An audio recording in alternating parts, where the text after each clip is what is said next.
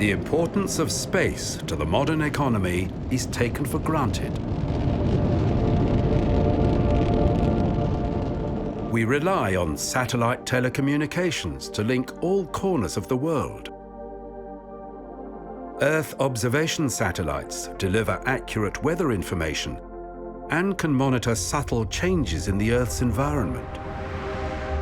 Our knowledge of neighboring planets has benefited immeasurably from solar system probes, and space-based telescopes are answering fundamental questions about the universe. However, there was a time when the development of nuclear strike weapons had priority over space exploration, regarded as a curiosity of little value.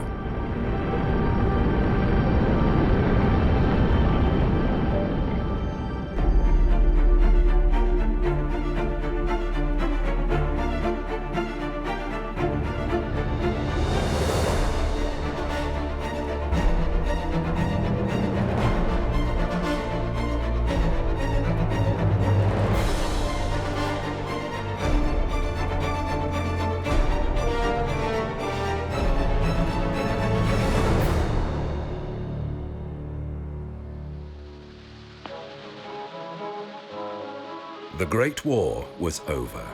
In Paris, workers dismantled the shroud protecting the Triomphe de la République. Gradually, life was returning to normal. American troops were preparing to go home, and peace talks had begun. In May 1919, a German delegation was presented with conditions they had no part in drafting. When faced with the war guilt clause, the German foreign minister said, "We feel your hatred," and the delegation withdrew. Pomp and ceremony surrounded the formal ratification of the Treaty of Versailles, with Germany only agreeing to sign when threatened with a resumption of hostilities.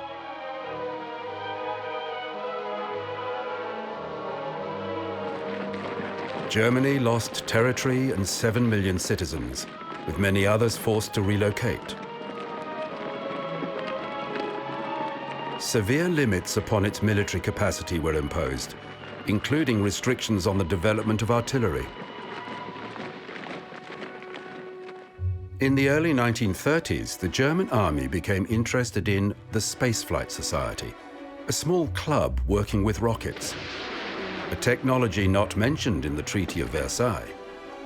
The group was given funding from the army, and they kept an eye on young Wernher von Braun. At 13, von Braun had been captivated by the book By Rocket to Planetary Space. He had joined the Spaceflight Society when he was 18. He showed promise in physics and mathematics, and his name would be associated with rocketry for more than 4 decades.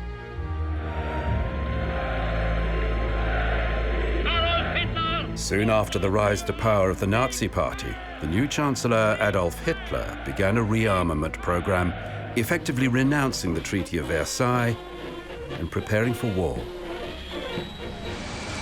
This meant an increased budget for the military, who funded research for von Braun's doctoral thesis, with the promising young man ultimately being absorbed into the Armed Forces research program.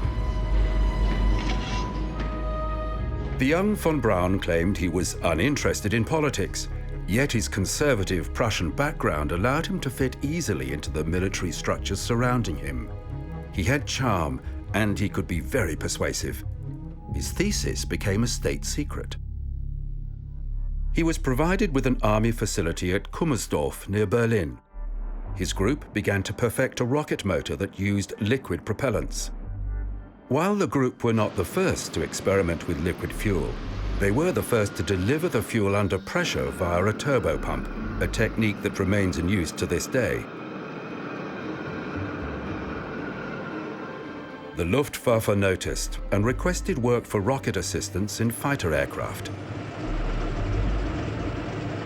In 1936, a Heinkel 112 was made available to von Braun for modification. Though testing proved that the concept was feasible, the rocket-assisted fighter did not see active service.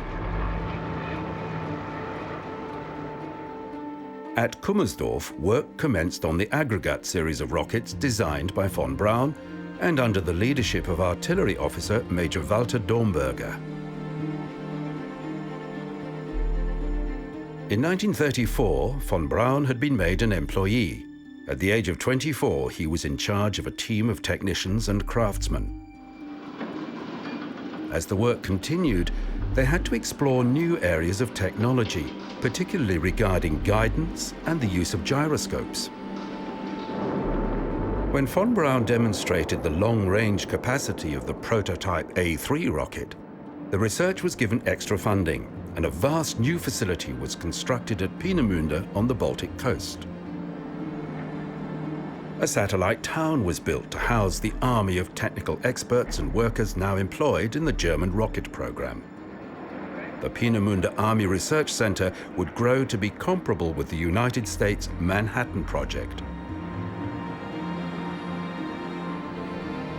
Von Braun, still in his 20s, was made its technical director.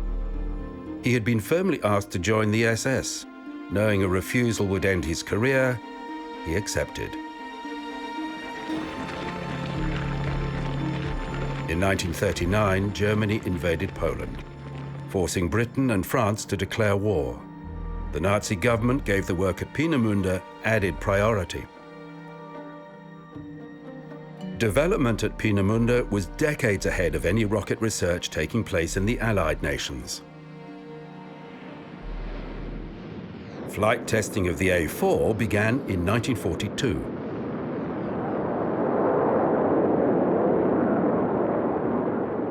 While the full-sized missile potentially had the power and the range to make it a formidable weapon, reliability and guidance still presented major problems.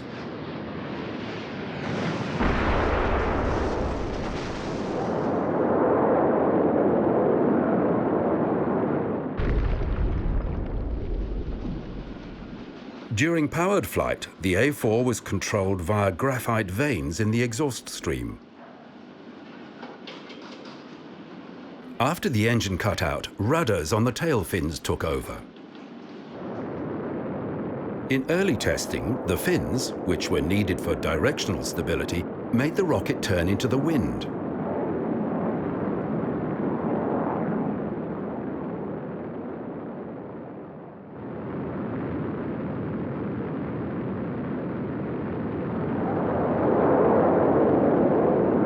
In October 1943, the A4 successfully demonstrated the range and accuracy its designers had been promising. Plans to mass-produce the rocket began taking shape. Design stipulations said the A4 should have a range of at least 275 kilometers, it should carry a 1-ton warhead, and it should be easily transported by road or rail. Propellants were ethanol, diluted with 25% water, and liquid oxygen. The fuel and oxidizer were forced into the engine via a turbopump driven by superheated steam generated by hydrogen peroxide with a calcium permanganate catalyst.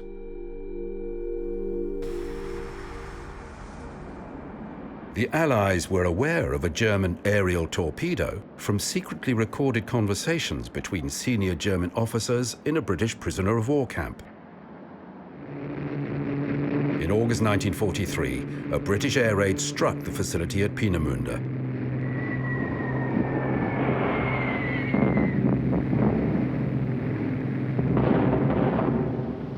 Mass production of the A4 was transferred to an underground assembly plant in the Harz Mountains. Conditions were abysmal, and slave labor was used to produce the missiles, with more people building the rockets dying than were claimed by the missile as a weapon of war. Before these wonder weapons were ready for deployment, the Wehrmacht had suffered catastrophic losses on the Eastern Front. And in France, the Allied invasion had gained a foothold in Normandy. Germany was under attack from both the east and the west. With the Luftwaffe severely depleted, the country's leaders were counting on the new technologies to restore their dominance. Before the A4 was operational, another weapon, the flying bomb, was launched against London. It too had been developed at Peenemünde.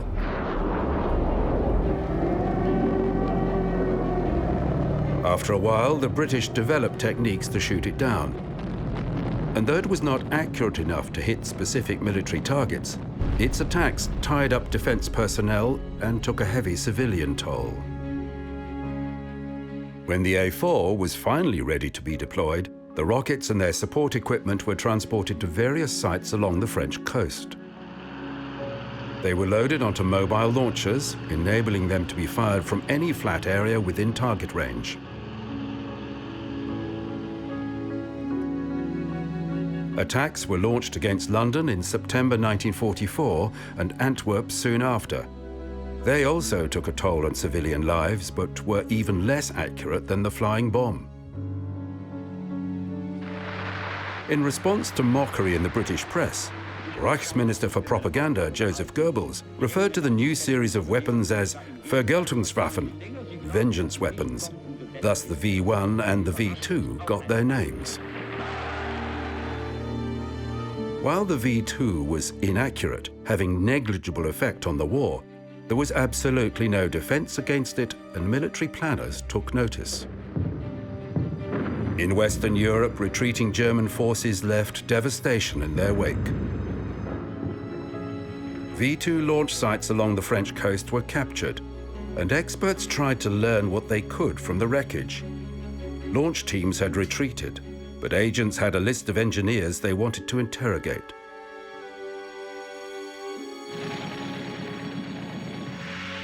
In 1945, Germany was invaded, and intelligence specialists in both the American and Russian forces were alerted to look for German rockets.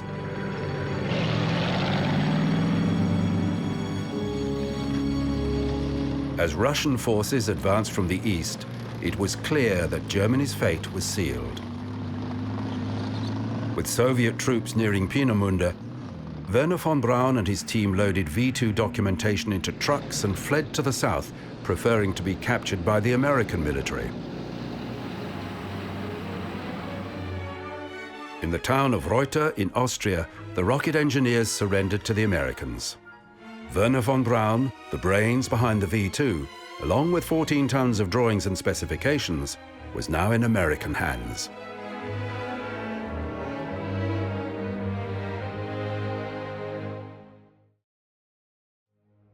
Around 100 V2s, along with spare components, were recovered from the Mittelbau assembly plant. They were shipped to the United States. Rocket science was about to make an even more frightening development. The Second World War ended with the United States as the undisputed superpower. It had a monopoly on atomic weaponry, and it was incredibly wealthy. However, US-Soviet relations, that had reached a high point when their armies had met at the Elbe River in Germany, had soured. With a giant battle-hardened army, Joseph Stalin was determined to spread Soviet influence. His country had lost 25 million people during the war, and he wanted a share of the spoils. An intense rivalry developed between the two nations, which quickly became known as the Cold War. At that time, the world was coming to terms with the Nazi atrocities committed during the war, and those implicated in genocide were to be punished. However, German rocket specialists were gradually being brought to the United States to contribute to the next generation of missiles. The US Army asked few questions about Nazi or SS affiliations. Preliminary contracts were offered to German rocket specialists, and more than 100 accepted, including von Braun. General Electric technicians, under the guidance of Wernher von Braun, began assembling the captured German parts. Soon, the company began building copies of the technology. On April 16, 1946, Test flights began at the White Sands Proving Ground in New Mexico.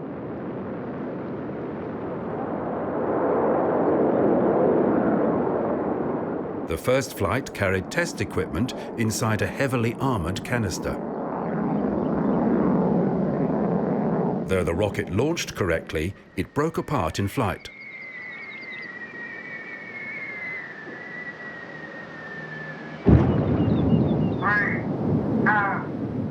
More successful flights followed, but scientific equipment that the team hoped to recover was still returning smashed to pieces.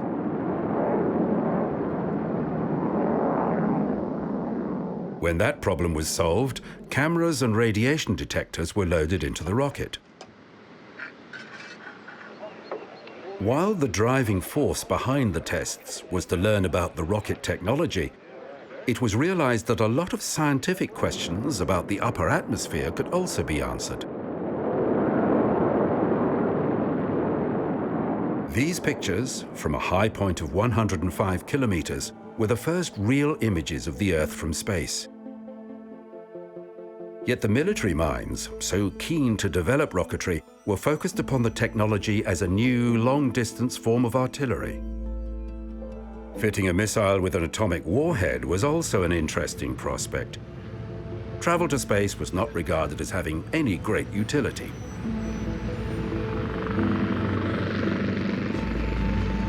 One of the more bizarre tests was known as Operation Sandy. A V-2 launch was attempted from the deck of the carrier Midway. A special rig held the rocket steady till just before liftoff.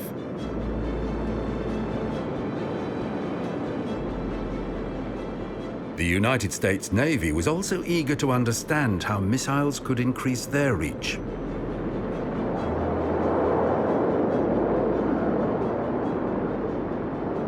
The rocket broke up at close to 5,000 meters, and the Navy decided to develop its own missile. The Soviet Union had scavenged some V-2 parts after the war, and they were also keen to master the V-2 technology. In 1947, at Kasputin Yar near Stalingrad, the Russians quietly launched their first German rocket.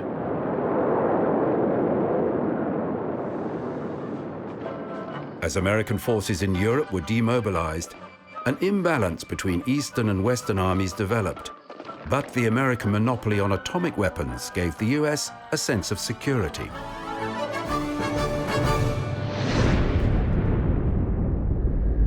Late in 1949, the Soviet Union secretly detonated an atomic weapon at Semipalatinsk in far eastern Kazakhstan.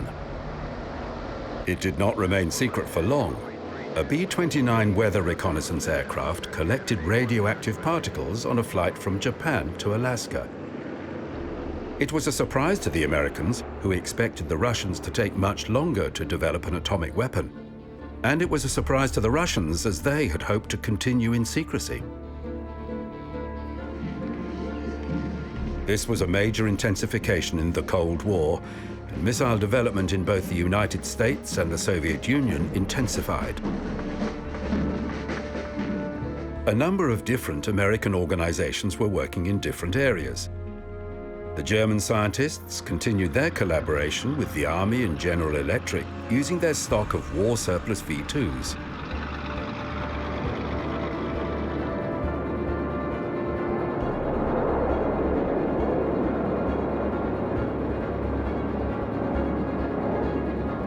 The Navy was developing the Viking missile. It was the first to have attitude control via a gimbaling engine bell.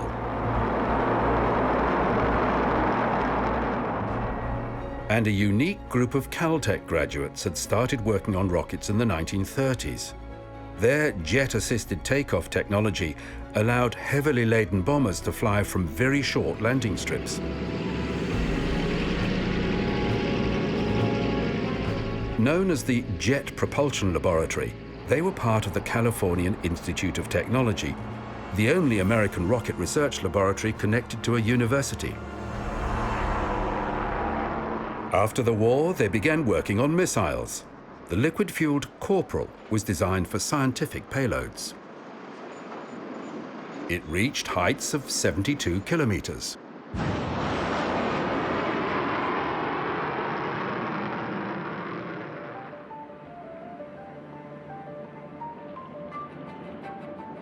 The bumper program used a corporal rocket mounted atop a V2 to become the first proper two-stage launch combination. The German team were only marginally involved in fitting one rocket onto the other, and though the bumper program met with limited success, its last two flights were the first launches from the new Cape Canaveral launch site.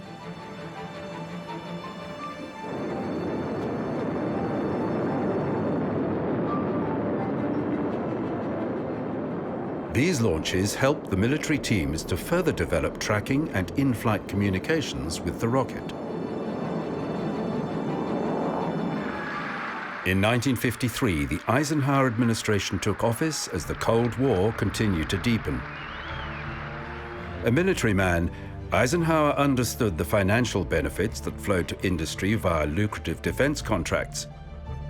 And while he was keen to rein in the vast sums spent on weaponry, he was under pressure from the anti-communist lobby. Later that year, Soviet leader Joseph Stalin died, and a power struggle followed. One faction wanted to spend less on arms to increase the standard of living. The other side did not want the country to be perceived as weak. Attempting to seize the moment, President Eisenhower proposed curtailing the growing nuclear arms race, railing against the high level of spending on arms. In the US, short-range missiles with atomic warheads emerged. This was a way to maintain a first strike advantage over the Soviet Union.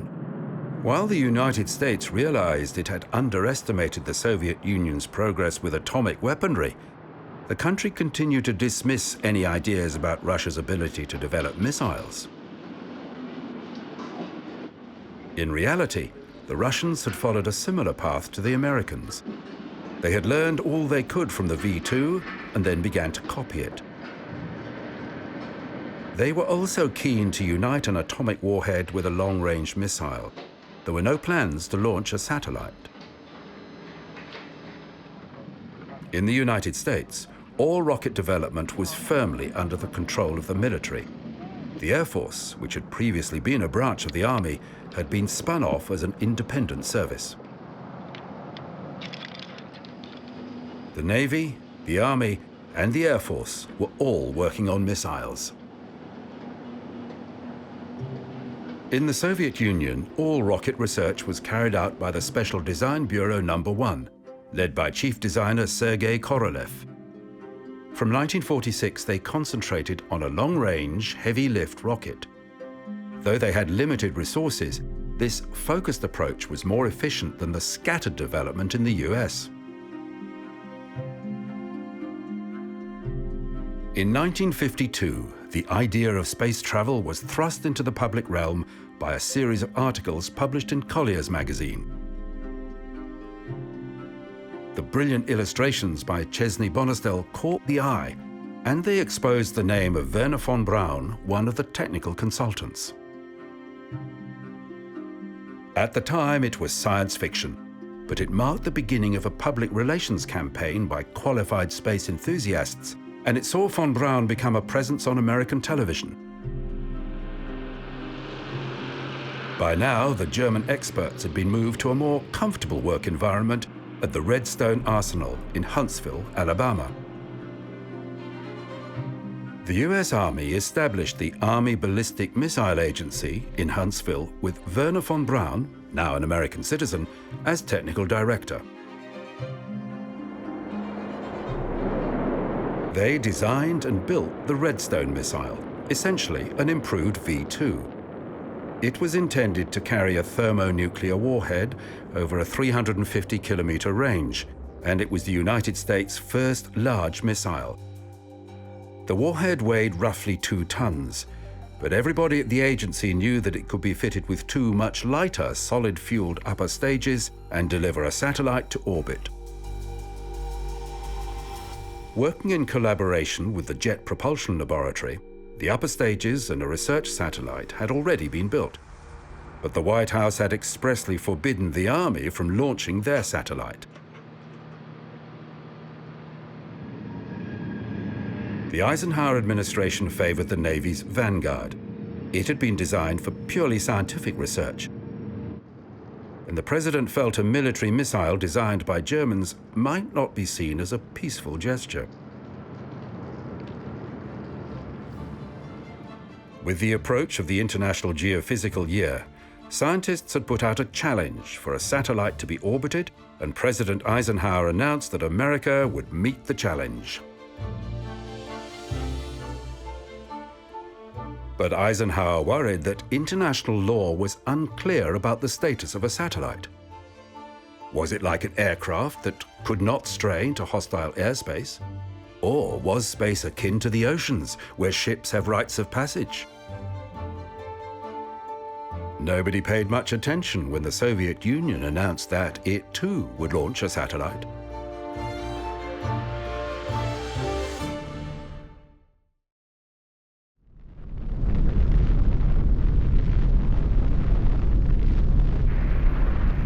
In the early 1950s, both superpowers began testing more powerful hydrogen bombs, and the development of long-range missiles became more pressing. In the Soviet Union, the R-5 emerged, followed soon by a refined version known as the R-5M.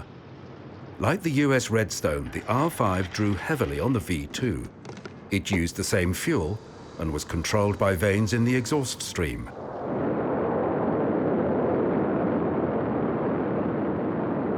It had a single stage.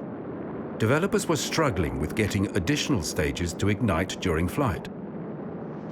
Crucially, it could be equipped with a detachable nuclear warhead. When US intelligence understood what Soviet missile designers had achieved, a defunct contract with aircraft builder Convair was revived. The Atlas missile went into rapid development, and it owed nothing to the German missile. Its propellants were liquid oxygen and highly refined kerosene known as RP-1. Like the Russians, the American engineers had not yet been able to ignite a rocket engine in flight. So the Atlas had a central sustainer engine flanked by two booster engines, which were all started on the ground. After 2 minutes of flight, the two outer engines were discarded, and the rocket continued flying with just the sustainer engine. Status check, range safety arm light on. Flight testing began in 1957. Water system ready. It had been built to carry a nuclear warhead over intercontinental distances, but its unconventional design led to teething problems. To save weight, the Atlas had a balloon structure. Its stainless steel propellant tanks formed the outer skin of the rocket, which could only maintain its strength under pressure.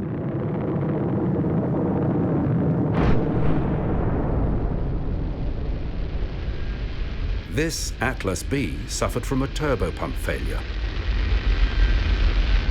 The Atlas's development was plagued by difficulty.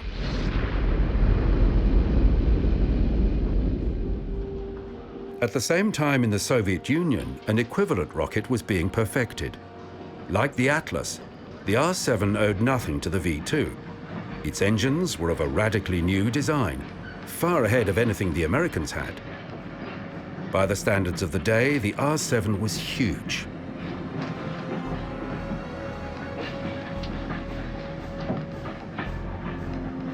Chief designer Sergei Korolev had solved the problem of multiple stages in a similar way to the Atlas engineers. A core stage was flanked by 4 boosters that were all ignited on the ground. But unlike the Atlas, when the boosters had done their job, the engines and their fuel tanks were jettisoned. The R-7, known as the Semyorka, Russian for 7, was designed as an intercontinental nuclear missile. Its designers knew it could easily carry a satellite to orbit, and the new Soviet premier, Nikita Khrushchev, also knew. And he intended to beat his capitalist rivals to space. In mid-1957, flight tests of the Semyorka commenced at a secret location in the Soviet Republic of Kazakhstan.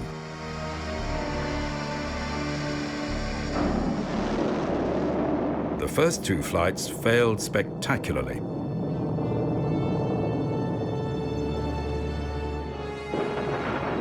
Two successful flights followed in August and September. Work had not yet been completed on a large research satellite, so a simple silver ball containing a radio transmitter was hastily prepared. Khrushchev was in a hurry.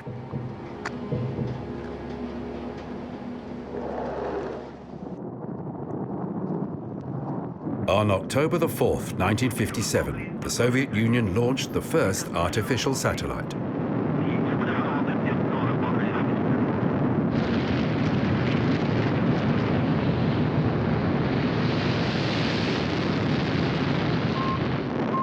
It was called Sputnik, and it went into a highly elliptical Earth orbit. Ham radio operators around the world could easily verify its presence as it passed overhead. Reaction in the United States was unexpected. Americans felt they were vulnerable to a Soviet attack. Gets the American people alarmed that a foreign country, especially an enemy country, can do this, and we fear this. President Eisenhower came under immense pressure. As far as the satellite itself is concerned, that doesn't raise my apprehensions, not one iota. The mere fact that this thing orbits involves no new discovery to science. Eisenhower explained that they would continue with the plan to have the Vanguard rocket launch America's first satellite. I consider our country's satellite program to be well designed and properly scheduled to achieve the scientific purposes for which it was initiated. While the Vanguard team prepared their tiny satellite, the Soviet team was preparing a dog called Laika. She would ride to orbit in a satellite that contained life support equipment as well as radiation and solar monitors.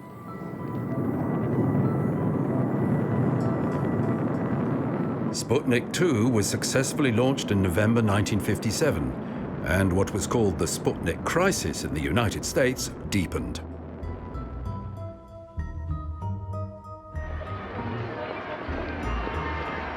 For the Soviet Union, demonstrating to the world that they had a technical superiority over the United States was important, something Nikita Khrushchev understood instinctively. Space became a new battleground in the Cold War. The following month, Americans watched their nation's response as Vanguard was finally set to launch. Its payload was a 1.5 kilogram satellite. 4, 3, 2, 1. Ignition. Lift off.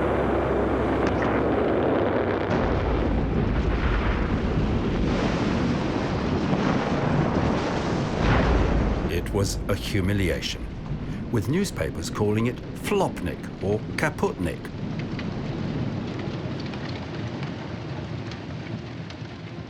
Finally, the Army team, led by von Braun, was given the opportunity to salvage American pride.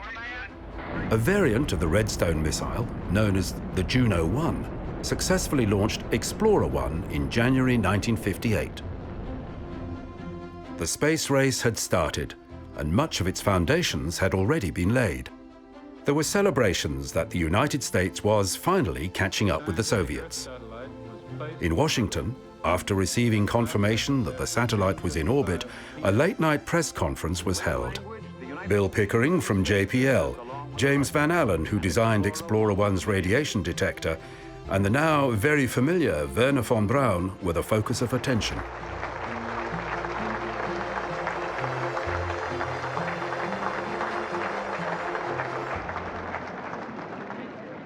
In 1958, the Eisenhower administration transformed the National Advisory Committee for Aeronautics into a civilian space research organization, NASA. In 1960, NASA absorbed the US Army's Ballistic Missile Agency in Huntsville, which became known as the Marshall Space Flight Center. For the first time in his life, Wernher von Braun was not working on weapons.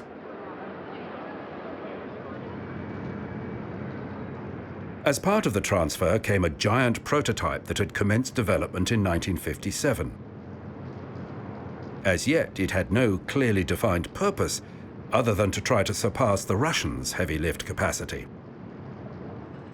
Because the Soviet Union's much heavier nuclear devices needed larger launchers, they had an advantage in launching heavier payloads to orbit.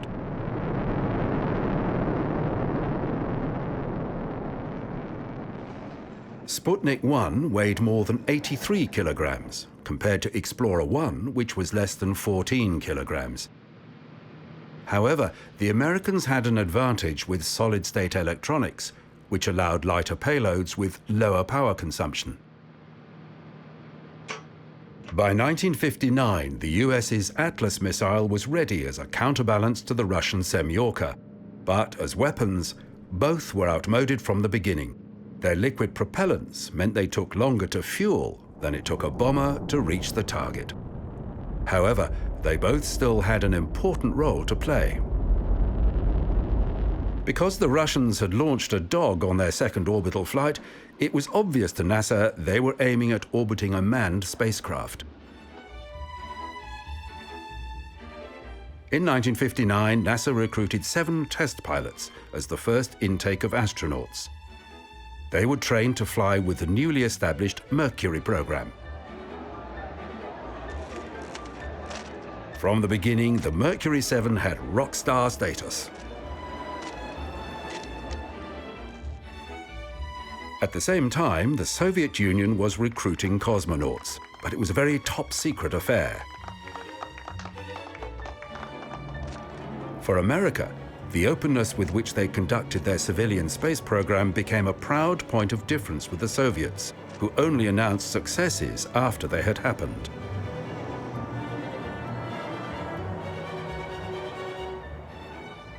But America had secrets too.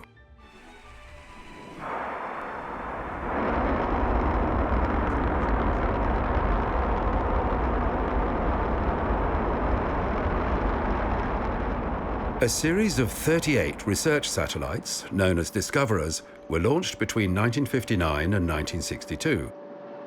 The American public were told the Discoverers were testing orbital maneuvers and re-entry techniques, but they were really spy satellites, part of the Corona program.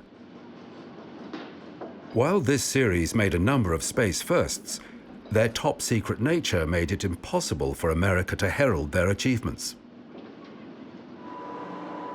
In Russia, the Experimental Design Bureau, known as OKB-1, were preparing a spacecraft.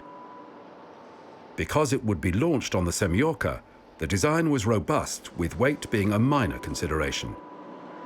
Known as Vostok, the launch weight of the craft was 4,750 kilograms, more than twice the weight of the first American capsule. The design was also used for Russia's first spy satellite.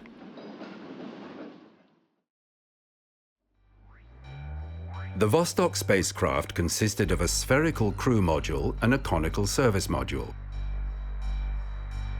The only maneuvers available were rotational moves around its center of gravity.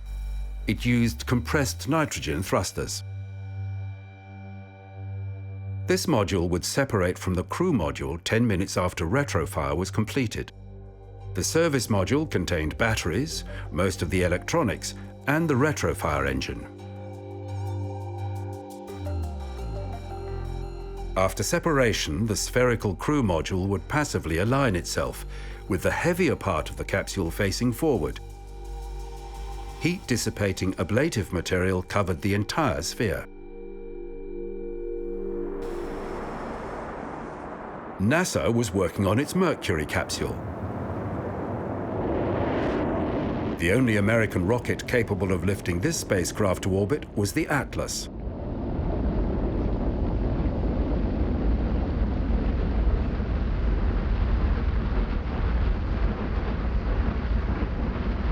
While it worked sometimes, this was not good enough for NASA, who didn't want an embarrassing launch failure to become a tragedy. It became clear that reliability issues with the Atlas would delay America's manned space program. An extensively modified version of the Atlas was needed for manned missions, and a separate production line with an emphasis on quality control was established to meet NASA's requirements. The Mercury spacecraft had to be light and therefore very compact, and designers turned to data gathered in the testing of warheads. The blunt body concept, formulated by aeronautical engineer Harry Allen, showed that a conical shape entering the atmosphere base first would allow most of the heat of re-entry to be carried away by the bow shockwave. It meant that only the blunt end of the capsule would have to be protected by ablative material. This became known as the heat shield, and it was a significant saving in weight. 3 retro rockets were positioned at the center of the heat shield and were jettisoned after retro fire.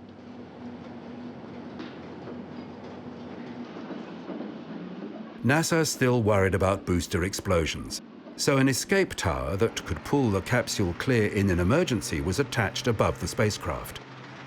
It was jettisoned after the booster's engine had cut off. The Mercury spacecraft had a distinctive corrugated skin made of a nickel alloy that maintained its strength at high temperatures. Small attitude thrusters, powered by hydrogen peroxide, were used to control the capsule's pitch, yaw, and roll. The life support system provided the astronaut with pure oxygen at low pressure. The capsule had no computer, and all precise calculations for re-entry were made on the ground and radioed up to the craft.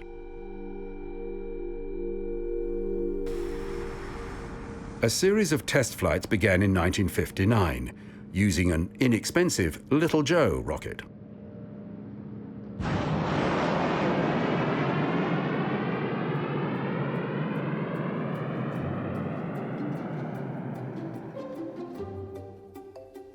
In the Space Corps of both the United States and the Soviet Union, rigorous training for the first manned spaceflight sometimes became bizarre. The focus upon extreme G-forces and the total absence of gravity were features of both the Soviet space program and NASA.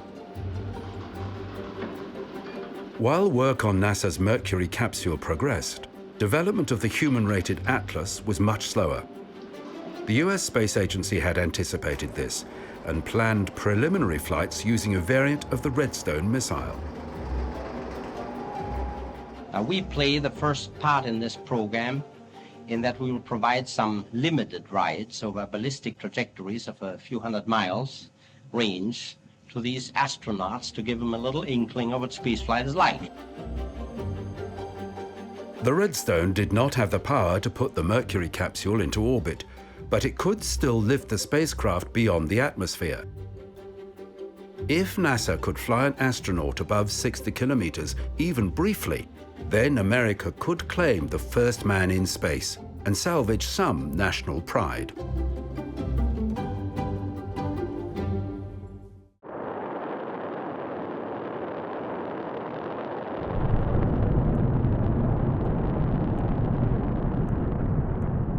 Little information was released about Russian space activity until after there had been a success. Belka and Strelka were launched in August 1960. They sat inside a modified version of the cosmonaut ejection pod in the new Vostok spacecraft. After 17 orbits, they returned safely to the ground. The Russian space dogs became a media sensation, and NASA knew the Soviets were close to putting a man into space. Only those in OKB-1 knew that just 3 weeks earlier, 2 other dogs, Bars and Chaika, had been killed on impact after a booster explosion.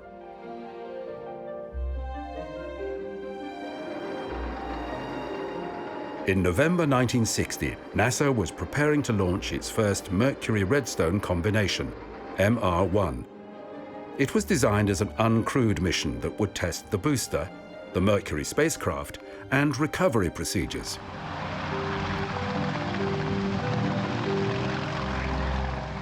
Although NASA denied it was in a race with the Russians, everyone involved in the rival space programs understood the prestige that would follow should they be the first to put a man in space.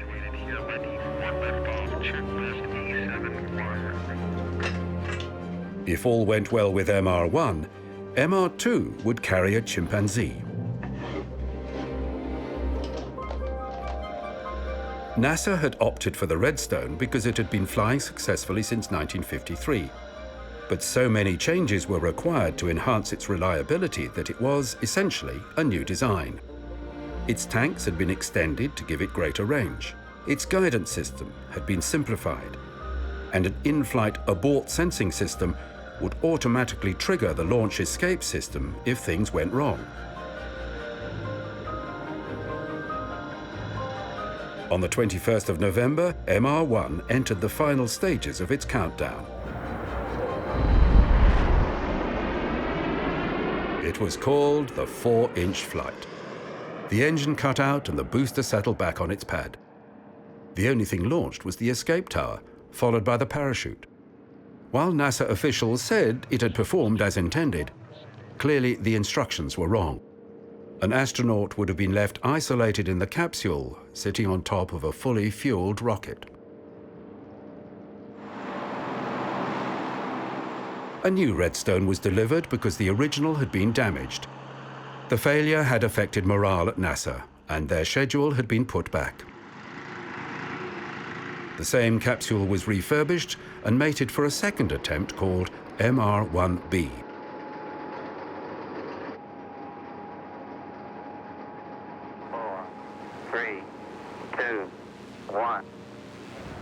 Ignition. Liftoff. Launched in December 1960, the flight was successful. Life magazine broke the news that America's first astronaut would be either John Glenn, Gus Grissom, or Alan Shepard. The Mercury 7 knew Shepard would be the first, with Glenn as his backup, but the public would only find out on launch day.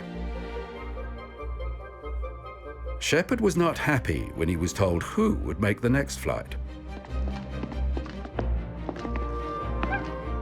Ham, the chimpanzee, had been training for 3 weeks. Mission planners still feared that space could have strange effects on higher life forms and wanted to see how the flight affected a primate. Less than 2 weeks before Ham was due to become the first chimp in space, the torch was passed to a new generation of Americans. The Democrats were back in the White House, and NASA worried that the new President John Kennedy may not be sympathetic to the Mercury program. Alan Shepard was in training for his next flight, and so was Ham. By vigorously pressing a heavy lever multiple times, he would be rewarded with a banana pellet. If he reacted too slowly, he received an electric shock. He was launched on January the 31st, 1961. The flight did not go well. The Redstone's trajectory was too steep, and an overactive oxygen pump caused higher acceleration. Oxygen depletion saw the engine shut down early, triggering a high-altitude abort. Ham experienced 17 Gs, 3 more than had been predicted. Miraculously, Ham survived. Shepard still thought he could be the first man in space by launching on the next Redstone. But Wernher von Braun understood that the booster was not yet human-rated and insisted on another unmanned flight.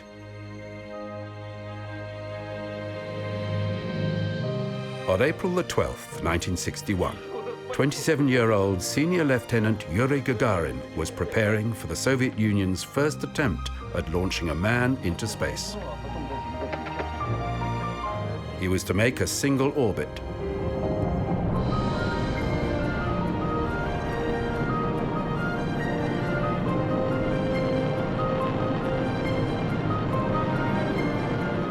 The flight went according to plan.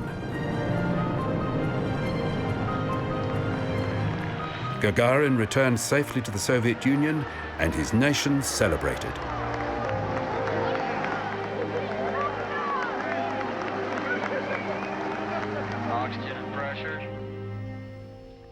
3 weeks later, Alan Shepard made America's first manned flight into space, a hop from Florida into the Central Atlantic. He too was treated as a national hero and was entertained at the White House. But Cold War space rivalry was not over. President Kennedy took advice from Wernher von Braun, and the space race had a new finish line: the moon. Der Betrag, den unsere Geschwindigkeit zu klein war, ist daher sehr minimal. Wernher von Braun, the man who came to America as the Nazi rocket scientist who had built the V-2, was absorbed into the American military machine when it was inconvenient to examine past history. He became a loyal American and ultimately director of NASA's Marshall Space Flight Center. We have been given the scientific knowledge, the technical ability. As an advocate, he had firmly planted the idea of space travel in the minds of ordinary Americans, then designed the rockets that made it possible.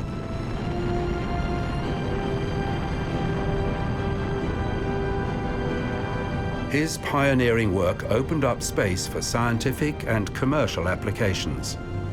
So many of his innovations are standard features in modern launch systems. Yet it was difficult for him to escape the past. Some saw him as a naive accomplice in the Nazi regime. Others felt he had a case to answer. His creation, the Saturn V, the rocket that took Apollo astronauts to the moon, never failed. He died shortly after the Apollo program finished.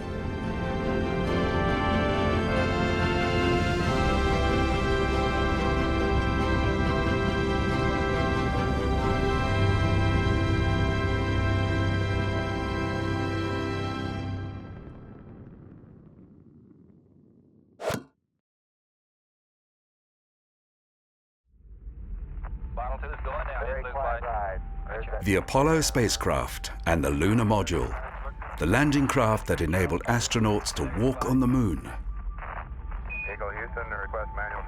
Returning from the moon's surface, the two craft had to find each other in lunar orbit, a procedure known as rendezvous. And then they had to link together, docking, to allow the astronauts to re-enter the mother craft for the journey back to Earth.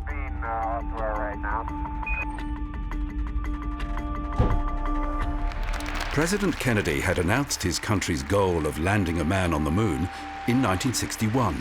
We choose to go to the moon in this decade and do the other things, not because they are easy, but because they are hard.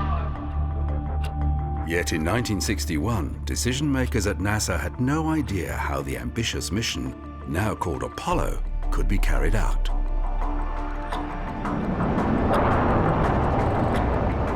At the time, rockets were routinely missing their intended orbits by large margins, and the idea of two spacecraft linking together in lunar orbit was dismissed as too difficult. But a small group within NASA knew it could be done, and their work led to Project Gemini, a new program before Apollo that would pioneer techniques for walking in space and above all rendezvous. But it would not be easy.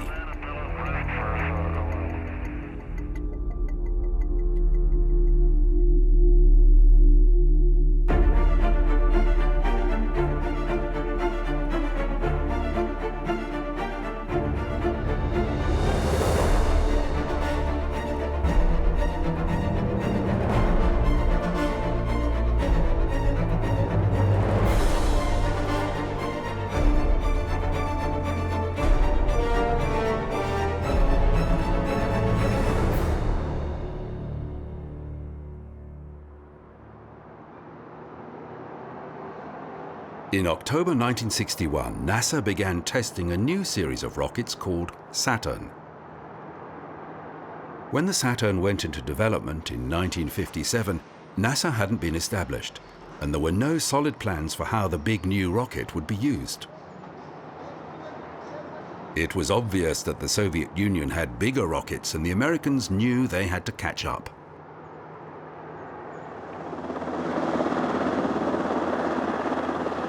Shortly before the first flight test, the president had announced US plans to land a man on the moon.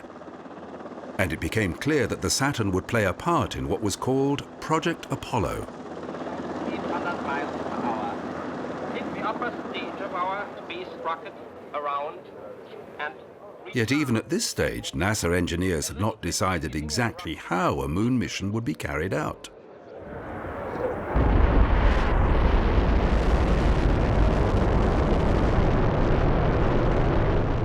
The early Saturn flight tests were almost flawless, and plans called for a bigger Saturn V and an even bigger Nova. Such ambitious heavy lift launchers would take time to develop, so an interim program, Project Gemini, was instigated.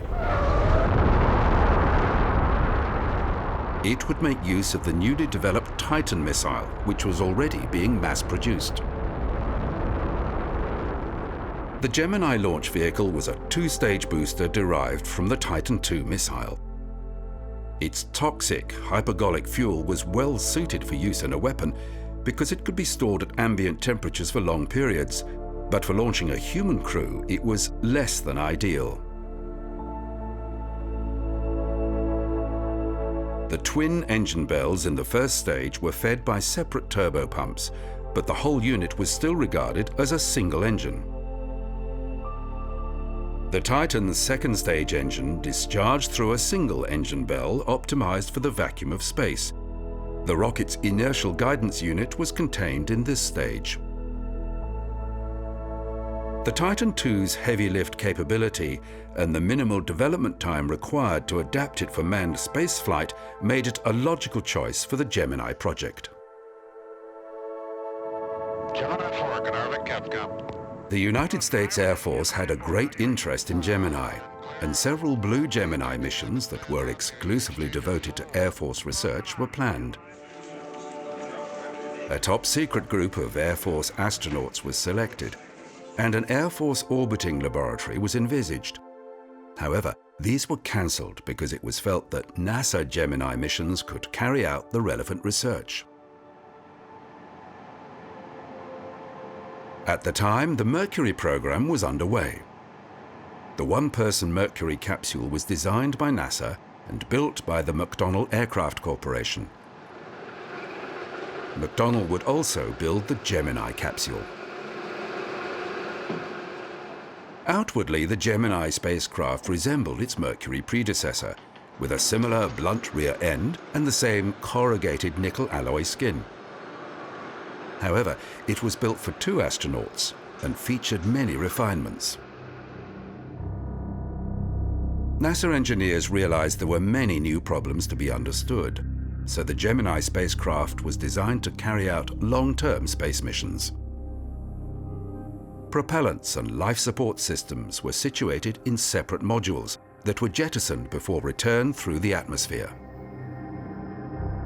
It had doors that could be opened in flight to allow astronauts to walk in space, and it was equipped with an elaborate maneuvering system that enabled it to change its orbit. The Gemini spacecraft was the first to be equipped with solid-state electronics and a flight computer. Leaders within NASA, like Wernher von Braun, envisioned a large rocket flying directly to the Moon, landing and returning to the Earth. 2 versions of this technique were studied. Direct ascent required the huge Nova launch vehicle. The other method, known as EOR for Earth Orbit Rendezvous, required far more complex mathematics and 2 Saturn C3 rockets for a rendezvous in Earth orbit where the lunar configuration would be assembled. Engineers working at NASA's Langley Research Center had devised a 3rd method called LOR for Lunar Orbit Rendezvous. This technique required only the Saturn C5 rocket and a small lunar landing craft. No one outside Langley took this proposal seriously, because while the rendezvous of spacecraft in Earth orbit was regarded as difficult, rendezvous in lunar orbit was seen as madness. But the Langley group persisted, and eventually the LOR method was adopted, with NASA scientists being convinced that the physics was sound and that it could be achieved within the 1960s timeframe. In 1962, NASA recruited 9 new astronauts. Like their Mercury predecessors, they had to have test pilot experience, but they also had to have relevant degrees in engineering or biological science. Many of this group would fly to the moon, but some would lose their lives.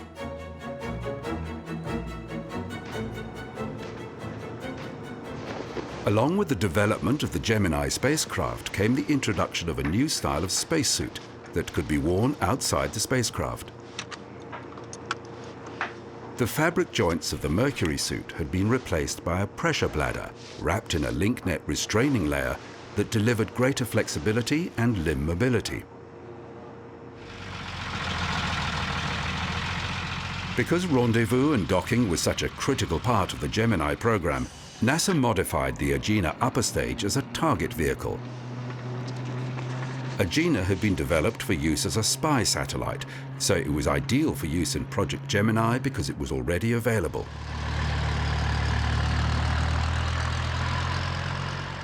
It would launch atop the Atlas missile, which was already carrying Mercury astronauts to orbit.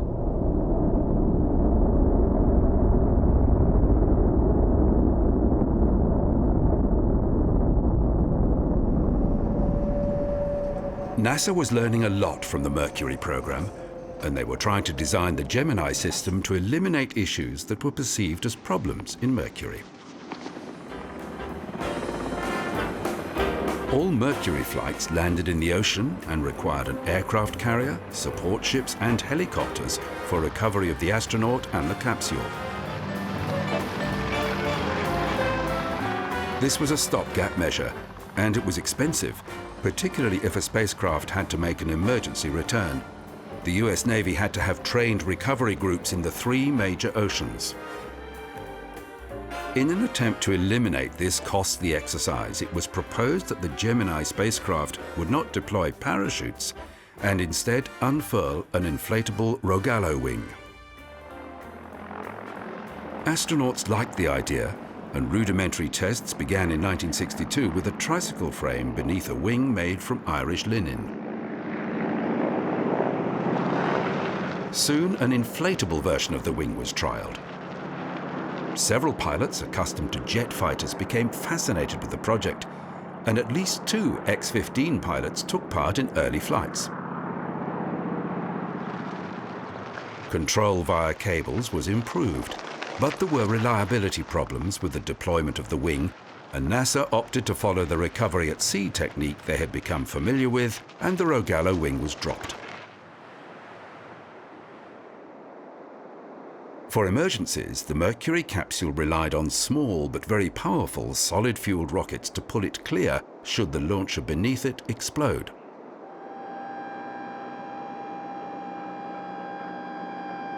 Primary Gemini designer Jim Chamberlain decided to dispense with the escape tower, opting instead for aircraft-style ejector seats. The seat included a small rocket to push it clear of the spacecraft, and the weight saving over the escape tower was considerable, but the system was not liked by the astronauts. Chamberlain had watched film of exploding Titan missiles and was convinced that the hypergolic fuel they used exploded at a slower rate than the Atlas's oxygen and kerosene combination.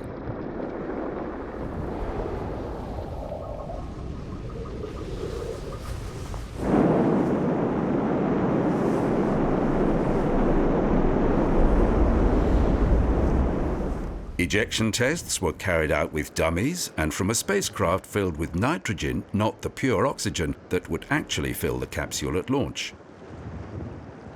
It was a brave decision to use the ejector seats.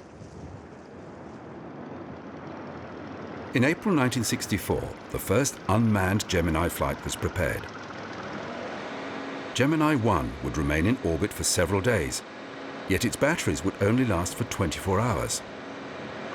When the power ran out, the mission was over. The capsule was loaded with instrumentation to relay data about conditions within the spacecraft while it was being boosted to orbit by its Titan II launcher. The flight was to validate the human rating for the Titan II.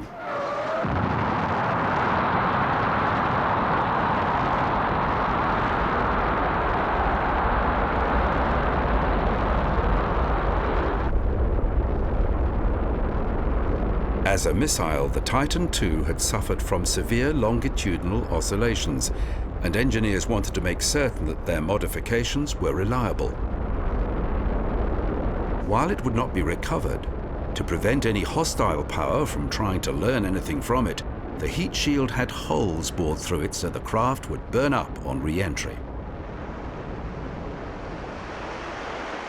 The following year, Gemini 2 was recovered from the mid-Atlantic after a suborbital flight to validate the spacecraft. Though the fuel cells had failed before launch, the capsule had come through the heat of re-entry with flying colors, and the way was open for manned missions to begin.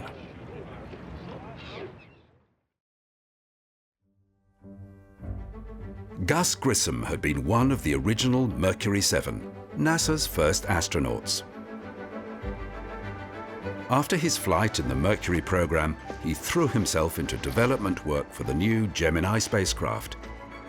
His colleagues even called it the Gusmobile because he had done so much work on the control interface.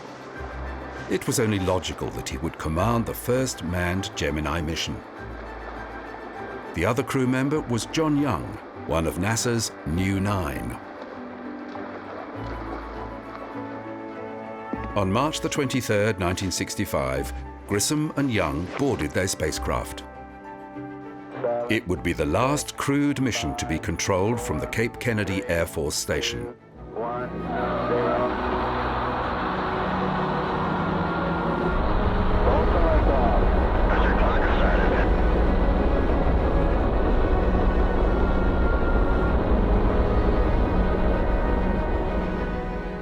The flight lasted slightly less than 5 hours, making 3 orbits. During that time, Gemini 3 became the first crewed spacecraft to change its orbit. The spacecraft handled re-entry as expected, though it did land 105 kilometers short of the intended target. Part of the Gemini program's brief was to master pinpoint landings. Grissom and Young waited in their craft for half an hour before being recovered. The mission was judged a success, with only a few minor problems with the spacecraft thrusters. It had been almost 2 years since the final flight of the Mercury program, and Americans were happy to see their country back in the space race. Grissom and Young were feted in ticker-tape parades through New York and Chicago, and they were honored by President Johnson in a White House ceremony. At the time, astronauts were given rock star treatment.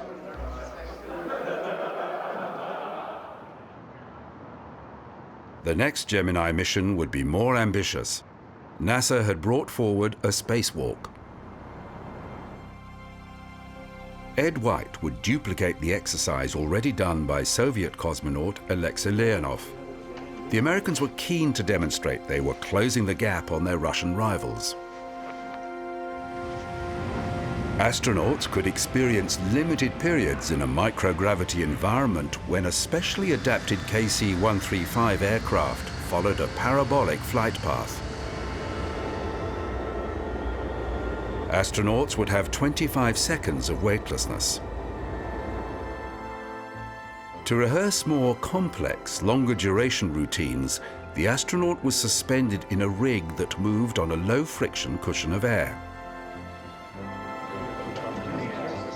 Gemini 4 was the first of NASA's manned flights to be controlled from the new Mission Operations Control Center in Houston.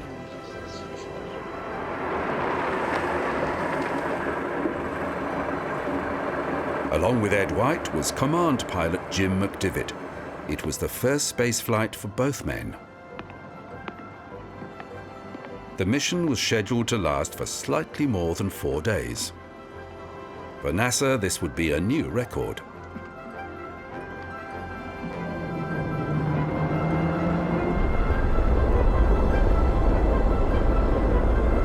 It launched in June 1965.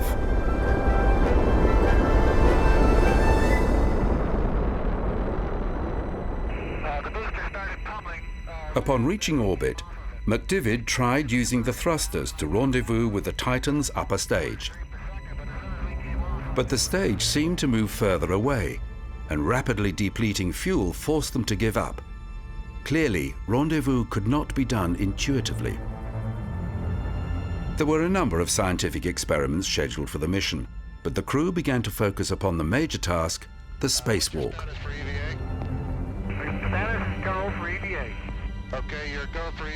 On their third orbit, while passing above Hawaii, Ed White opened his spacecraft door and prepared to step outside. Mission Control were having difficulty with communications, and all messages to and from White had to be relayed via McDivitt.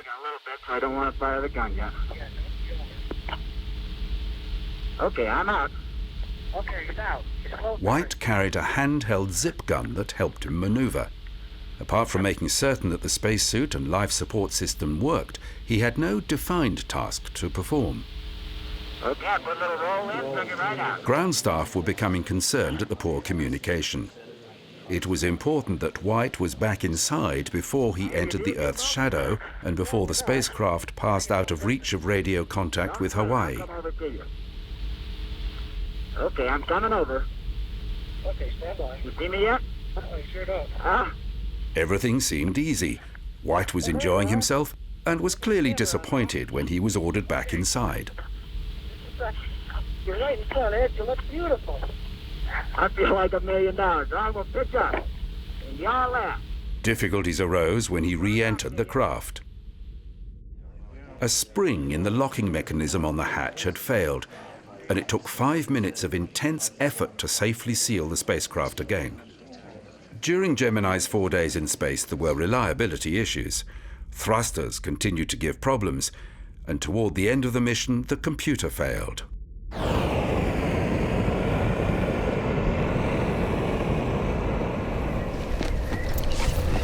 Again, the spacecraft landed short of the intended target zone. The mission was judged a success, but NASA was keen to iron out the hardware difficulties. Mercury veteran Gordon Cooper would lead the next mission with first-time astronaut Pete Conrad. Gemini 5 was to stay in orbit for more than 7 days, and the pair had chosen a Conestoga wagon as a symbol of endurance. Their spacecraft would rely upon fuel cells that combine hydrogen and oxygen to produce electricity, a technology that delivered greater weight savings than batteries, allowing the longer duration flights for trips to the moon. The Agena docking craft was not yet ready, so they would practice rendezvous with a rendezvous evaluation pod they would release from the back of their spacecraft. Because Cooper and Conrad would be in space for so long, a series of observational tasks had been designed for which the crew had made training flights aboard a C-130, photographing geometric patterns on the ground. Hardware problems and storms had caused the original launch attempt to be scrubbed, but 2 days later the Gemini 5 astronauts entered their spacecraft on August the 19th, 1965.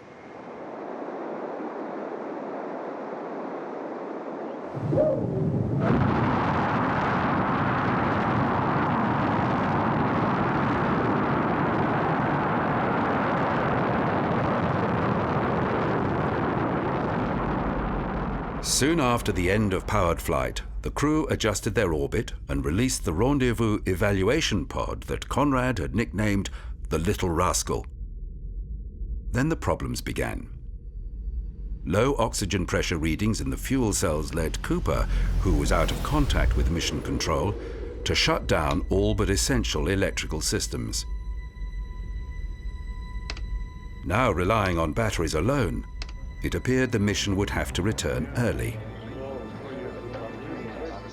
At the time, no one understood that a malfunctioning heater within the oxygen tank had caused the pressure to drop. By the time they began switching power back on, batteries in the Little Rascal had gone flat, and the rendezvous exercise was no longer possible. On the ground, astronaut Buzz Aldrin began working on a virtual rendezvous where Gemini 5 could navigate to a predetermined point in space. This worked, but soon new problems arose. Thrusters began to misbehave, with numbers 7 and 8 failing completely.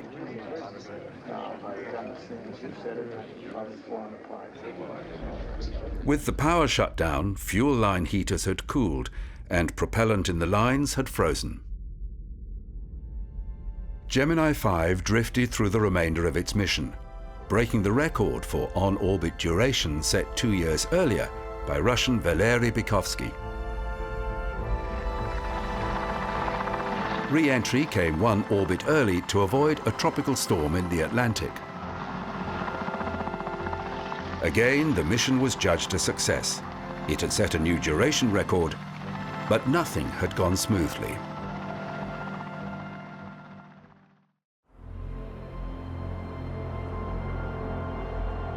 Finally, an Atlas-Agena combination was ready to serve as a target vehicle. Wally Schirra was mission commander, and his pilot was first-timer Tom Stafford. The Agena would launch 2.5 hours before Gemini 6, and the flight plan called for the first rendezvous and docking to happen less than 6 hours into the flight. There were to be 3 more dockings during the flight that would last around 46 hours. When the astronauts were being strapped into their spacecraft, the Atlas-Agena was entering the final stage of its countdown. 5, 4, it's holding momentarily at 4. We have ignition. Ignition. Start, we have a liftoff. The launch was perfect. However, communications from the Agena went dead. We had a very dramatic loss in telemetry from the Agena, and we should have gotten the Agena burned to place us in orbit. The Gemini launch was cancelled, and Stafford and Schirra were left without a mission. A decision was made to postpone Gemini 6, now called Gemini 6A, until just after the launch of Gemini 7, and the 2 spacecraft would rendezvous. First-time astronauts Frank Borman and Jim Lovell had been training for the Gemini 7 mission in a specially developed lightweight version of the G4C spacesuit to allow more comfort during the flight. Gemini 7 had always been intended as a long-duration flight. Mission planners had been hoping for 14 days. The objective was to solve design problems with spacecraft systems and to see what effects prolonged weightlessness would have on the crew.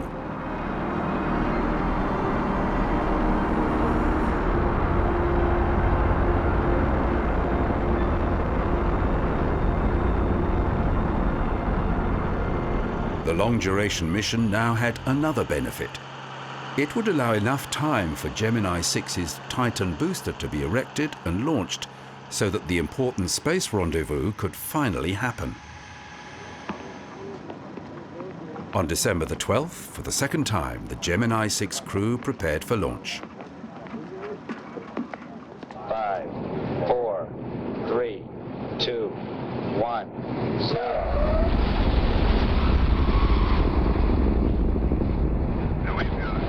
After less than 2 seconds, the engines shut down. No liftoff, the engines have shut down. An umbilical plug had separated prematurely. For a second time, Schirra and Stafford failed to launch. 3 days later, Gemini 6 made its 3rd launch attempt.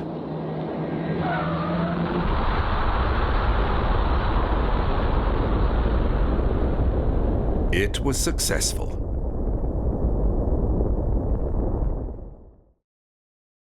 Little more than 5 hours later, after several very accurate course corrections, the 2 Gemini capsules were flying side by side. NASA was delighted, and the footage of the spacecraft in orbit was shown around the world.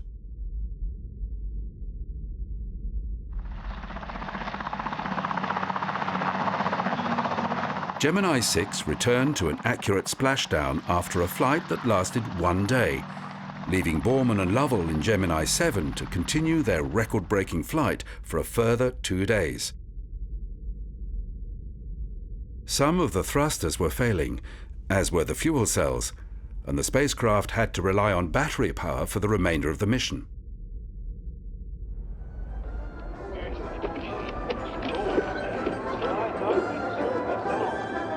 After 14 days, they returned to the Atlantic around 12 kilometers from their target point. Borman and Lovell were weakened by their time in space, but rapidly returned to full health. After the Gemini program's 5th manned flight, NASA had achieved 1 spacewalk and 1 rendezvous, and there were still reliability issues with the spacecraft.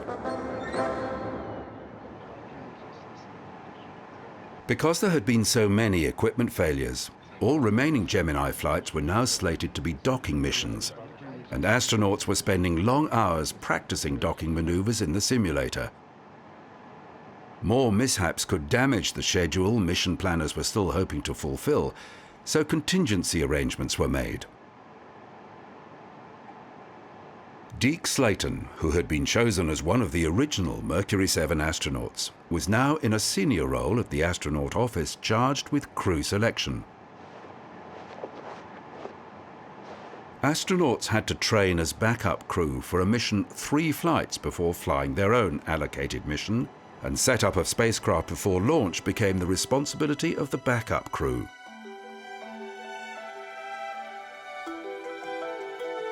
It became customary to take a version of the crew photograph that included the backup astronauts. Gemini 8's prime crew of Neil Armstrong and Dave Scott was backed up by Pete Conrad and Dick Gordon. Gemini 9's prime crew of Elliot See and Charles Bassett was backed up by Tom Stafford and Gene Cernan. Because NASA's research centers and the manufacturers that fabricated the agency's space hardware were scattered across the United States, it was customary for astronauts to shuttle between training responsibilities in one of NASA's T-38 jet trainers.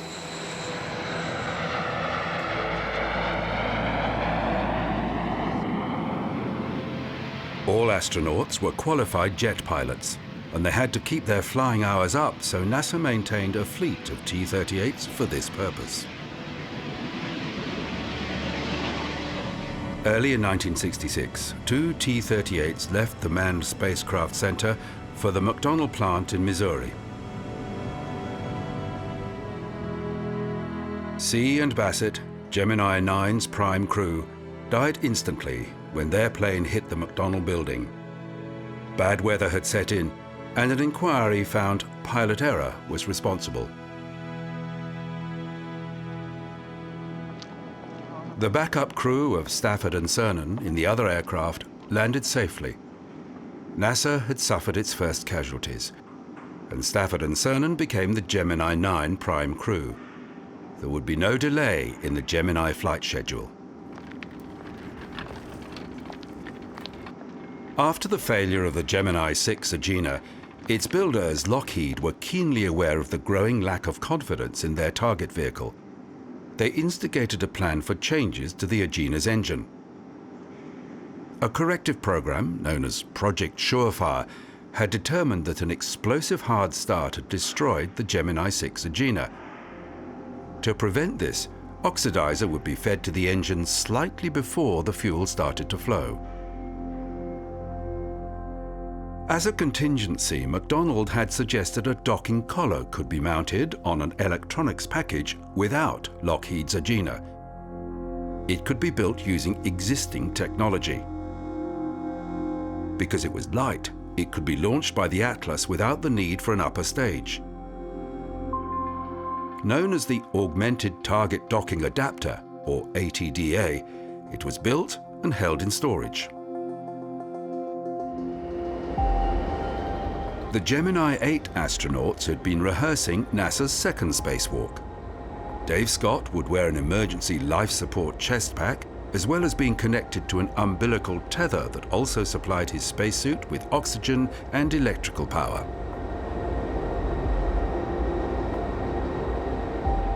In addition, a backpack stored in the rear of the Gemini adapter contained a radio and 8 kilograms of propellant for a maneuvering zip gun.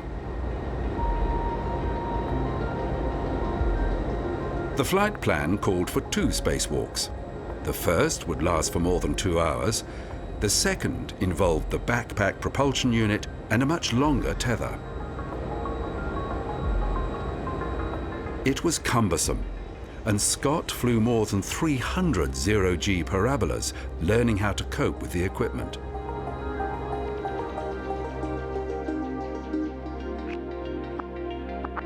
In March 1966, the Gemini 8 mission was in the final stages of preparation. For mission commander Neil Armstrong, this was his first spaceflight. His pilot, Dave Scott, was also a first-timer. Their mission was intended to last for 3 days, during which they would dock with the Agena 4 times.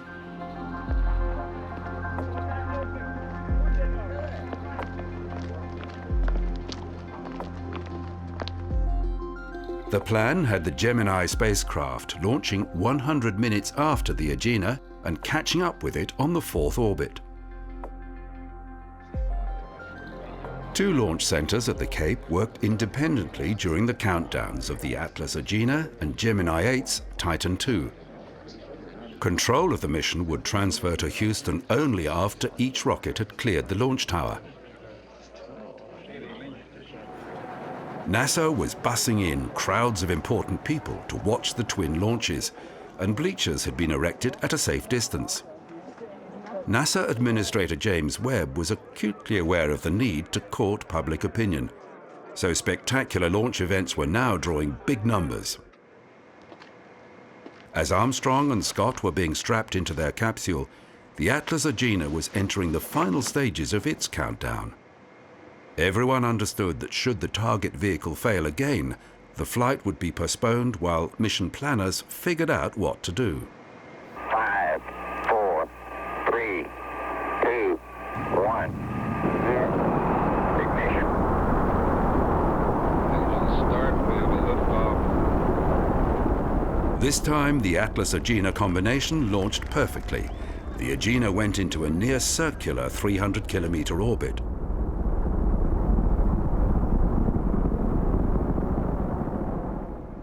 In the spacecraft, Scott and Armstrong knew the mission's first task had been accomplished.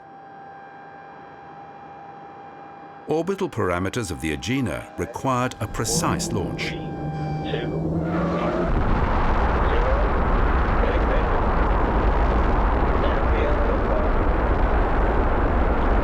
0. Gemini 8 blasted off on schedule.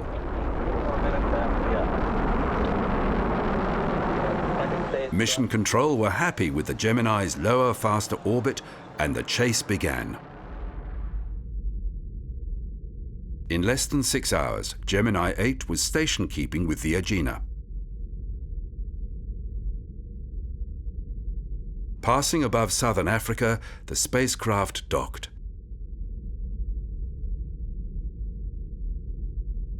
Mission controllers were jubilant.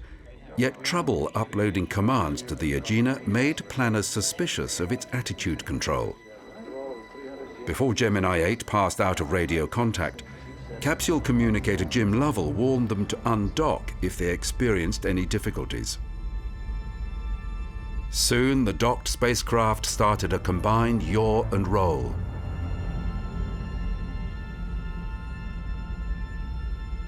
Armstrong separated from the Agena, but the rate of spin increased. Thruster number 8 was stuck on. Spinning rapidly, the crew's vision became blurred, and Mission Control feared Armstrong and Scott might pass out. Neil Armstrong knew that the only way to regain control was to use the big thrusters in the re-entry system. This worked, but mission rules stated that a return to the ground must happen rapidly. Gemini 8 re-entered the atmosphere, heading for a landing in the Pacific, an ocean away from its planned landing point in the Atlantic.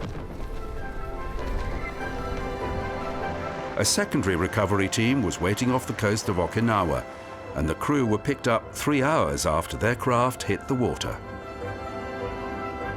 Armstrong was depressed that his mission had been severely curtailed, and worried that Scott had not made his spacewalk. But Gemini 8 made the first docking, and important people took note of the way Armstrong had remained calm in a dangerous situation.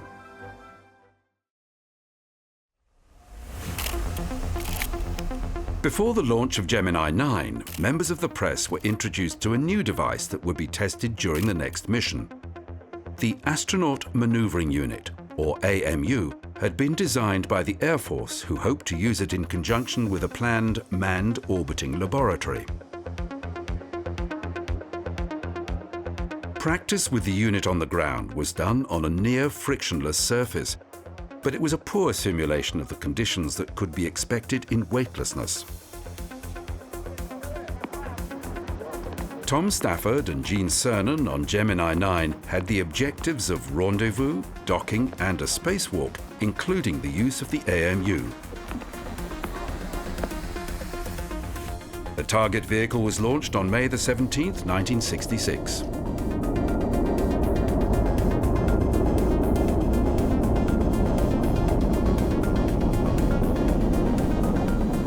It functioned well until it was out of sight, when a short circuit sent the Atlas booster into a nosedive. Mission Control recalled the crew and NASA began work on its Plan B. Because of the Agina's questionable reliability, the augmented target docking adapter was ready, and Atlas builders Convair supplied another booster in record time. This combination launched less than 2 weeks later.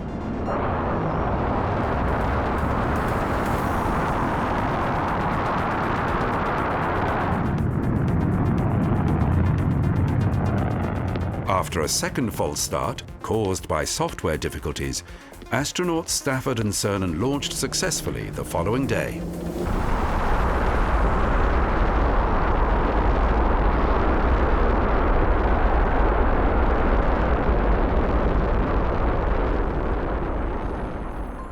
When they caught up with the target vehicle, it was obvious that docking would again not be possible. Tom Stafford described it as an angry alligator.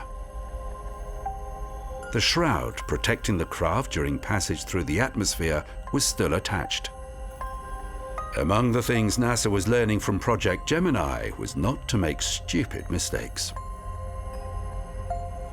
The target adapter was different to the Agena, and a squabble between contractors had seen the experienced engineer responsible for installing the shroud sidelined.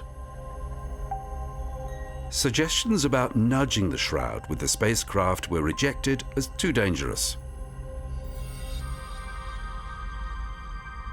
The next objective was the spacewalk and the use of the AMU, but Cernan discovered everything took longer than anticipated and he was rapidly tiring.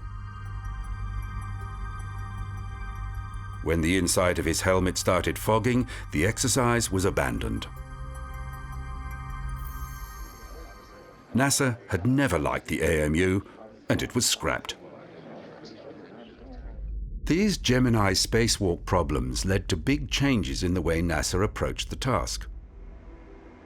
They understood that it would be unthinkable for a team that landed on the moon to remain inside the spacecraft. The next generation Apollo spacesuits incorporated an inner layer networked with fine tubing that carried water as a more positive means of preventing the wearer from overheating. However, at this stage, the new suit required a lot more work. For the remainder of the Gemini series, astronauts would continue with the air-cooled G4C suit.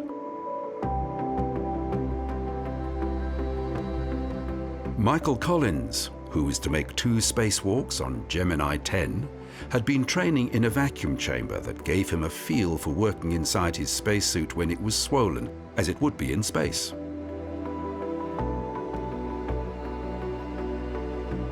The ponderous training on a cushion of air remained the best that they could think of for extended spacewalk simulation.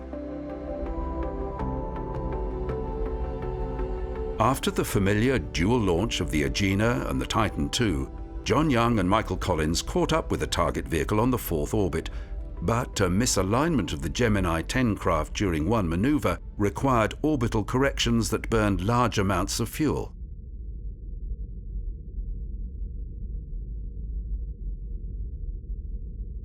Young and Collins docked with the Agena, and after clearance from Mission Control, used the target vehicle's main engine to lift the combined craft to a higher orbit. While passing above Africa, Collins opened his hatch for a stand-up spacewalk. From the higher orbit, he photographed stars in the southern Milky Way. The exercise went smoothly until a suspected contaminant in the life support system caused both astronauts to complain of stinging eyes. The spacewalk was terminated, and the problem was determined to be from having both suit fans switched on at the same time. The craft dropped down to a lower orbit that allowed them to catch up with the dormant Agena used for the Gemini 8 mission. Collins did make a second spacewalk, but it was difficult, and it was curtailed because of low thruster fuel levels. 2 months later, Dick Gordon on Gemini 11 had similar difficulties during his first spacewalk. Every task took much longer than anticipated, with fatigue and maintaining his body position being major problems.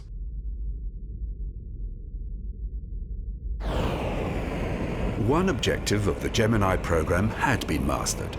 The return to Earth was now routinely under computer control, and spacecraft were splashing down in view of their recovery ship.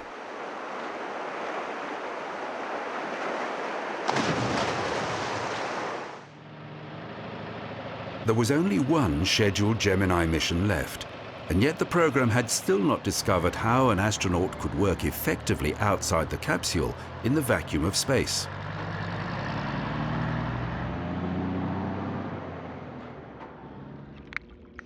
Changes were made. A new underwater training routine was introduced. NASA had set up a Gemini Agena mock-up in the swimming pool at the McDonough School near Baltimore, and astronaut Buzz Aldrin would be the first to rehearse his mission routine there. In addition, astronauts venturing outside the spacecraft had requested handles and handrails. Gemini 9 had 9 restraining points. This had increased to 44 for Gemini 12. For work at the back of the spacecraft, where specialist items were stored and a workstation had been set up, tailored foot restraints were installed, so an astronaut could anchor himself firmly to eliminate the struggle to maintain body position when using a wrench.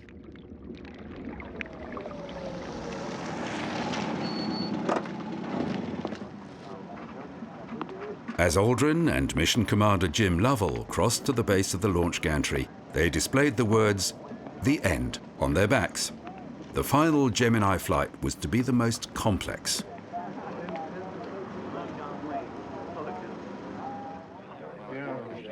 This would also be the last manned launch controlled from the Complex 19 blockhouse. It had to be close to the launch tower because the pre-digital instrumentation demanded it. Jim Lovell presented the pad closeout chief Gunther Wendt with a redundancy check for $1 million Deutschmarks. 10, 9, 8, 7, 6, 5, 4, 3, 2, 1, 0.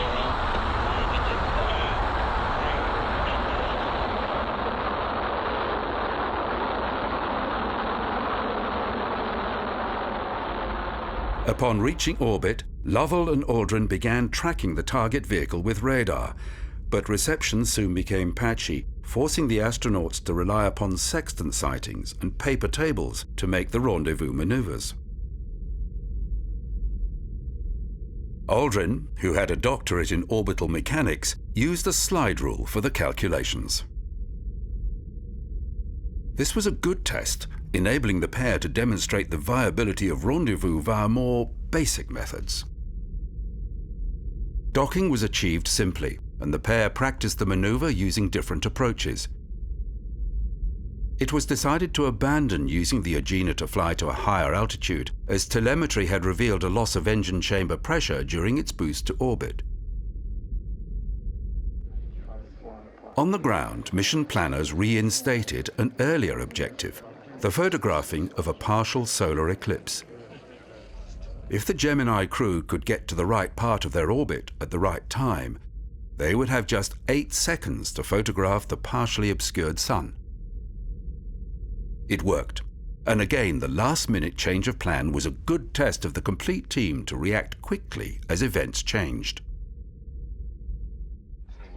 This meant the crew had little time to prepare for the essential element of the mission, but the hatch opened at the scheduled time, 20 minutes before the capsule passed into the Earth's shadow. The first EVA was a simple stand-up, with Aldrin's legs remaining inside the spacecraft. He was methodical about every move.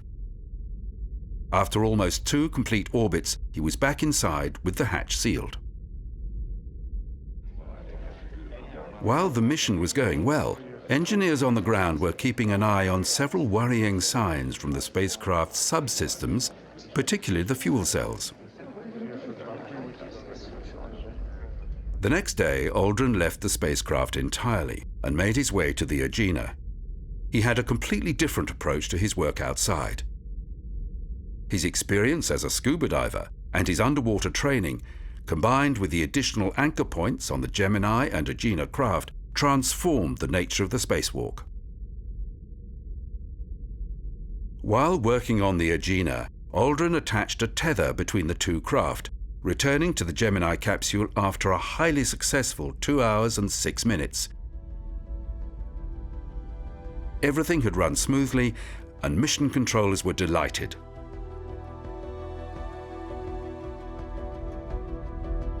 NASA was aware of the high fuel usage involved in station keeping, and they wanted to see if a tether was a practical method to keep 2 spacecraft in proximity. They also wanted to set the 2 craft spinning around each other to generate a small amount of artificial gravity.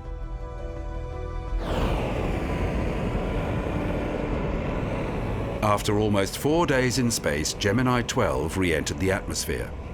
The return to Earth was controlled by the onboard computer, and the craft splashed down in the Atlantic close to its recovery ship, the aircraft carrier Wasp.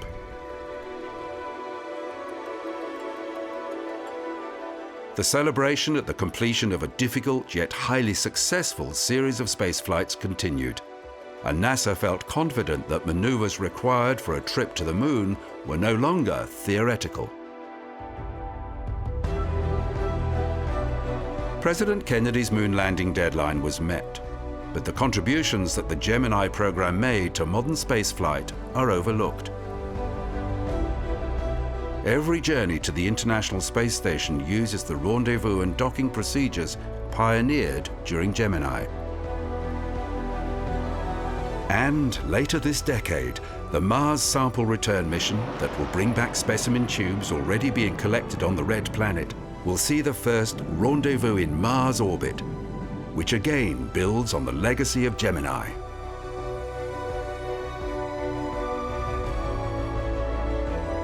Astronauts and cosmonauts carry out routine maintenance on the ISS using expertise developed during Gemini. And all spacewalks are elaborately rehearsed in vast neutral buoyancy pools in Houston or Moscow, again pioneered during the Gemini program.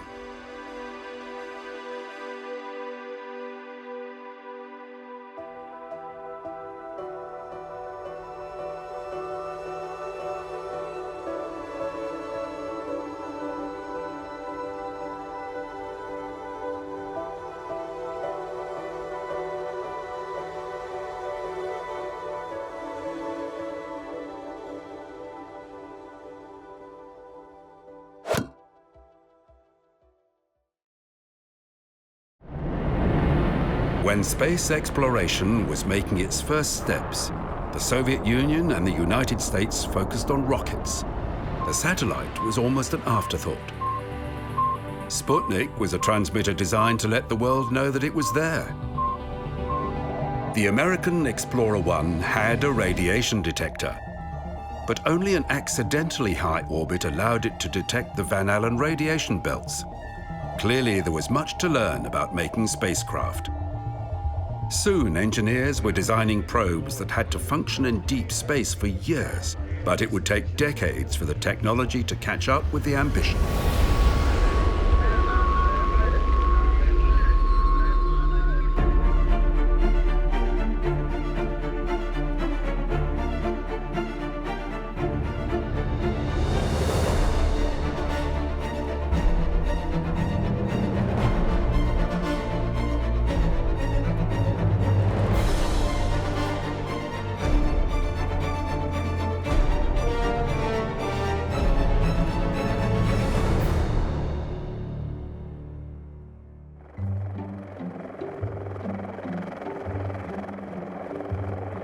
When Caltech's Jet Propulsion Laboratory was absorbed into the newly established NASA, it was given responsibility for the building and operation of robotic spacecraft.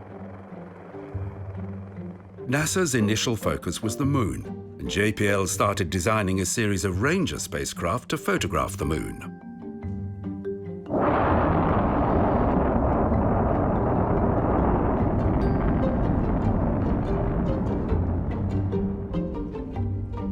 It was not until 1964, after 6 consecutive failures, that Ranger 7 successfully returned pictures of the lunar surface.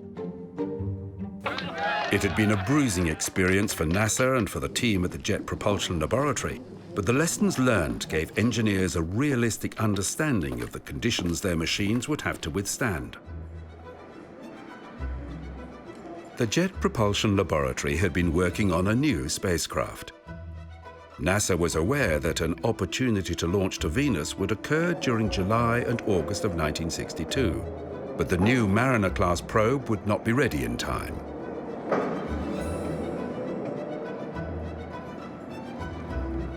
They began reworking the Ranger concept for the interplanetary mission. They were called Mariner R spacecraft. As was becoming clear to everyone, space hardware was still unreliable, so duplicate Venus attempts would be made. Mariners 1 and 2 would launch toward Venus on the troubled Atlas-Agena combination. Some felt these missions were doomed from the beginning. Mariner 1 lifted off in July 1962. Just 5 minutes later, as it was veering off course, it was destroyed. The problem was a software error. 1 month later, Mariner 2 launched successfully. The spacecraft, on its path to Venus, would have to function autonomously in deep space for at least 100 days. The probe was designed with no redundancies. A range of mission-critical functions had to go perfectly for the Venus observations to happen. Data could not be recorded on the spacecraft. It was transmitted to Earth via the Deep Space Instrumentation Facility, the precursor of the Deep Space Network. It soon became obvious that while Mariner 2 was functioning, it wasn't behaving as expected. The Earth sensor was only just able to see the Earth. Its output was so low that as the probe continued toward Venus, it would stop knowing where to point, and all contact would be lost. After 35 days in space, the output of the sensor returned to normal levels. Even today, nobody knows why. This was just one instance of Mariner 2's unexpected behavior. Spacecraft engineers understood with such a long-range mission, fine adjustments would need to be made to the probe's trajectory.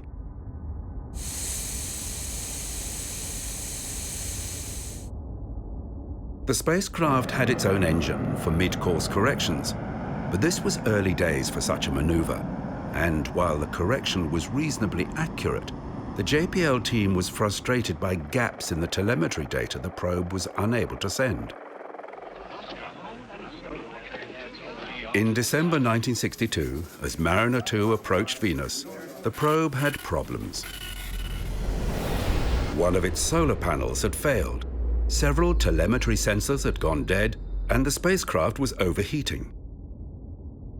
As it passed Venus, Mariner 2 made a 42-minute scan of the planet, but it had no cameras and could not return images. It discovered Venus had a slow backward spin.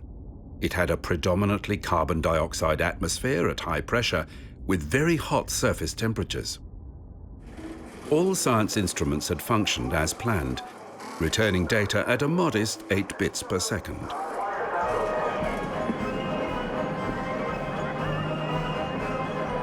The nations celebrated. This was the first time the United States had achieved something in space that the Soviet Union had not already done. William Pickering, the director of JPL, was feted in California's Tournament of Roses parade.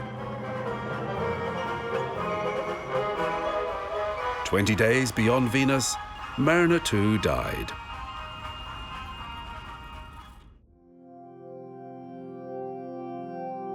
But at JPL, a radically new idea was taking shape.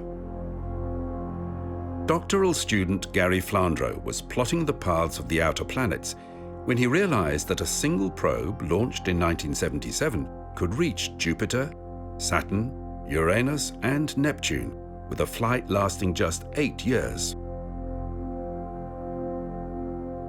He published a paper, yet the idea was slow to catch on. At that time, all that was known of Jupiter and Saturn came from ground-based telescopes, and the technology of the day could just possibly carry a probe to Jupiter.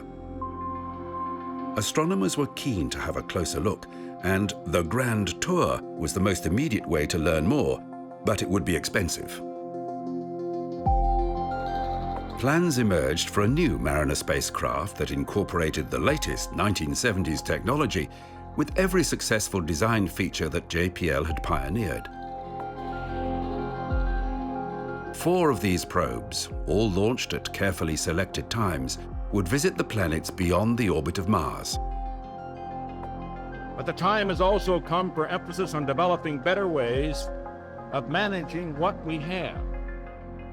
Under the Nixon administration, the focus had shifted from space science to space business, and a new reusable space shuttle would cut the cost of launches and give NASA a monopoly in the low Earth orbit market.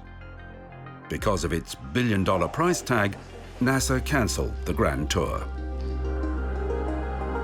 New science missions to the planets were to slip in priority, though existing plans would continue. Early in 1972, there was good news from Washington. A scaled-down version of the Grand Tour had been approved. Now called Mariner Jupiter-Saturn, a mission with just 2 spacecraft would visit Jupiter and Saturn, with a possibility that one probe might fly on further. JPL engineers made sure that the probes would be capable of an extended mission stretching to Neptune. Ultimately, these were to be known as the Voyagers. The spacecraft would have to function in deep space for at least 12 years. Subsystems had redundant backups that could be brought online should a primary system fail. Traveling away from the sun, power from solar panels was not an option. The Voyagers were powered by the natural decay of plutonium-238. But could a spacecraft last that long? T-minus 15 seconds and counting. In something the press found difficult to understand, Voyager 2 was launched first. 9, 8, Its slower path to Jupiter would allow it to pass all the giant gas planets. 2, 1.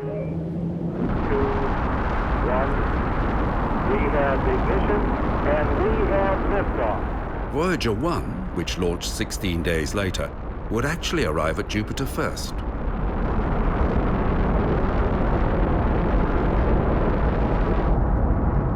Right from launch, flight engineers were monitoring the behavior of Voyager 2. Even as it was firmly attached to its Titan III launcher, the spacecraft began switching to backup systems. As the booster rolled on its axis, the probe, sensing a fault, transferred to its secondary gyros, then to its secondary computer. The fault protection system was doing what it was programmed to do, but it should not have become active until it had separated from its launcher. In rapid succession, the fault protection system kept flipping to backups.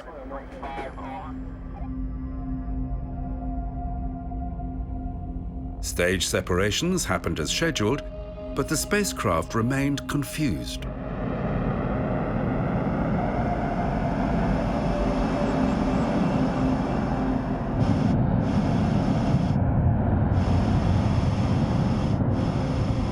On the ground, debate started about what the best course of action would be.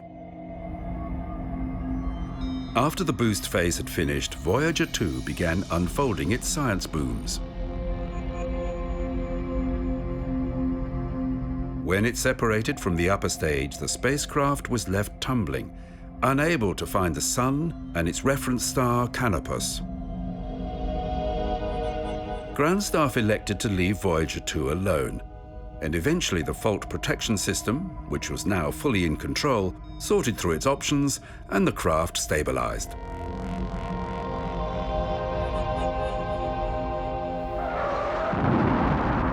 "16 days later, its twin, Voyager 1, launched.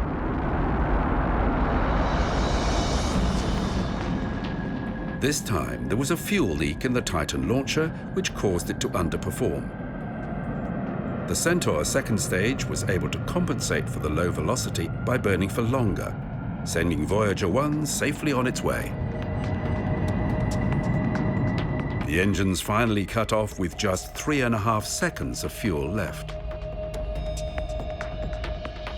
Both Voyagers were on their way to Jupiter, but until they arrived, which would be almost 2 years, they would have no public profile.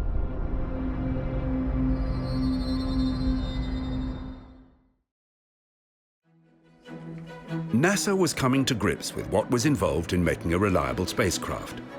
It took careful design, and it took rigorous testing of all components. Washington saw that it took $1 billion, and politicians were reluctant to embrace the free spending of previous decades. In deep space between Mars and Jupiter, both the Voyagers had developed problems. On Voyager 1, the scan platform, responsible for pointing the spacecraft's cameras, was not operating smoothly, sometimes jamming, threatening its ability to capture images. On Voyager 2, the primary radio receiver had failed. Fault protection had switched to the backup, but this unit was no longer able to follow subtle changes in radio frequencies. Mission Control understood the problems and implemented corrective measures. The mission would continue.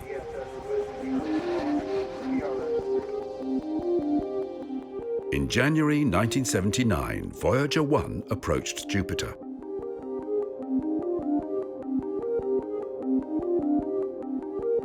Its atmosphere was swirling with storms and complex eddies. The world was stunned by the intricate beauty of Jupiter. Only the large 64-meter antennas could communicate with the Voyagers. Images and data could be relayed directly to Mission Control, but during planetary encounters, data accumulated at such a high rate that most was recorded on the spacecraft's digital tape recorder for later transmission. The 8-track recorder could store just 64 megabytes of data. A peculiar plume above Io was a volcanic eruption. The small inner moon in the Jovian system is the most volcanically active body we know. Several months later, as Voyager 2 reached Jupiter, it was able to target different areas. The ice moon Europa featured strange cracks. And the Voyagers discovered that Jupiter had a faint set of rings. As the Voyagers left Jupiter, headed for Saturn, a new term gained currency. The Voyager mission was now referred to as a flagship program. Now there was great public interest in Voyager. During the next 2 years, as the Voyagers journeyed to Saturn, planetary researchers began trying to understand the mountain of data the spacecraft had returned. We've got 27.473. In the 1980s, because so much of NASA's budget was tied up in the Space Shuttle program, very few new planetary missions were envisioned. One exception was the Jupiter Orbiter and Probe. This concept had gradually been taking shape since 1975. Initially known as JOP, it was renamed Galileo in 1977 and was scheduled to launch in 1982. The growing importance of the shuttle to NASA meant probes like Galileo would be deployed from the shuttle's cargo bay and then sent on their way via a Centaur upper stage. Late in 1980, Voyager 1 was approaching Saturn. Again, the images were stunning. The complexity in the rings was unexpected, and Saturn was radiating more energy than it absorbed. An important target for Voyager 1 was Saturn's moon Titan, the only moon in the solar system to have a substantial atmosphere. However, any surface features on Titan were obscured by thick haze. The spacecraft's instruments suggested that the moon could have lakes of liquid methane. After Titan, Voyager 1 looped up above the plane of the planetary orbits. It would not be able to reach the other outer planets. As it departed, it captured a final image looking back at Saturn. 9 months later, Voyager 2 arrived at Saturn. Mission planners were able to build on preliminary observations from Voyager 1 so that the second spacecraft could closely target features of note. Initially, the moons orbiting Saturn were of only passing interest, but no one expected them to differ so greatly. The tiny moon Enceladus is covered in clean water ice. It's the most reflective body in the solar system. Each of the planetary encounters attracted public enthusiasm, and the Voyager science team organized daily press briefings that were broadcast live. Images were distributed as photographs with a brief description taped to the back, and JPL staff worked long hours to meet press requirements. Management understood that public backing for planetary science made it easier for political leaders to maintain funding. You're seeing a lot of haze, and where it's blue, it's relatively free of haze. Yet the publicity generated by the Voyager program was masking the absence of planning for future planetary missions. The Galileo orbiter was nearing completion, but in 1981 it was threatened. Ronald Reagan had become president, and he had promised to cut the deficit, to cut taxes, and to increase spending on defense.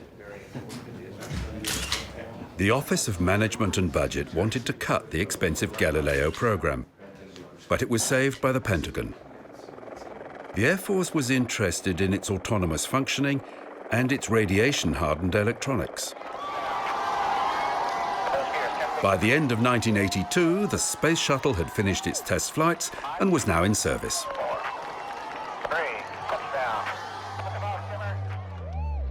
Because the Centaur upper stage had a sound record when working in tandem with Atlas and Titan launchers, politicians could not see why that good performance would not continue when it was used inside the shuttle.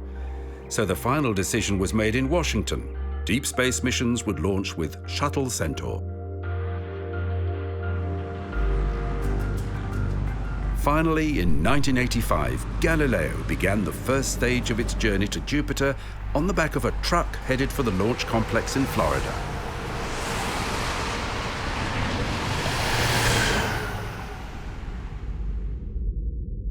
Late in 1985, Voyager 2 began its approach to Uranus. During its cruise phase, after leaving Saturn, the imaging team had been rewriting software to help the cameras deliver sharp images. The light at Uranus is so dim, and the spacecraft was traveling so fast, that Voyager 2 had to pivot its camera platform during the long 15-second exposures to prevent blur. Just before the Voyagers launched, a system of rings had been discovered at Uranus. The planet presented a unique problem. Its axis is horizontal. Instead of north and south poles, it has an east and a west pole, and its moons orbit north-south. This meant that at closest approach, opportunities to photograph Uranus and each of its moons had to be crammed into a very brief period. While the surface of Uranus was featureless, its moons were varied, with the inner moon, Miranda, appearing as a confused jumble. As Voyager 2 passed Uranus, it looked back at the receding planet. On the morning of January the 28th, the Voyager science team had gathered to see the images and to review their results when they paused to watch the launch of the Space Shuttle Challenger. Space Shuttle mission, and it has cleared the tower. Challenger, go with throttle up. Challenger, go with throttle up.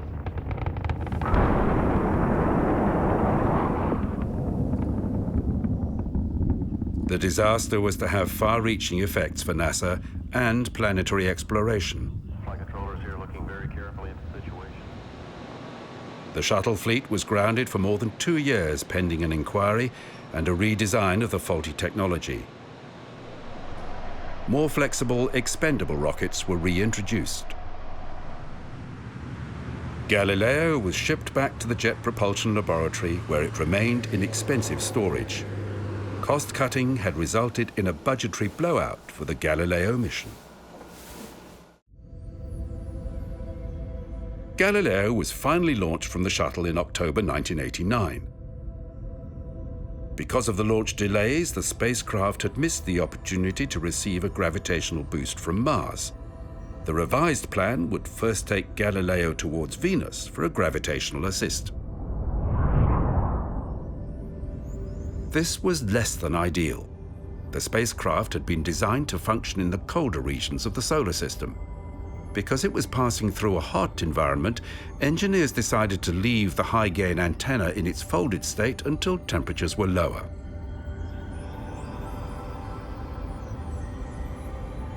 The next phase of its flight brought it back to Earth for an additional gravity assist.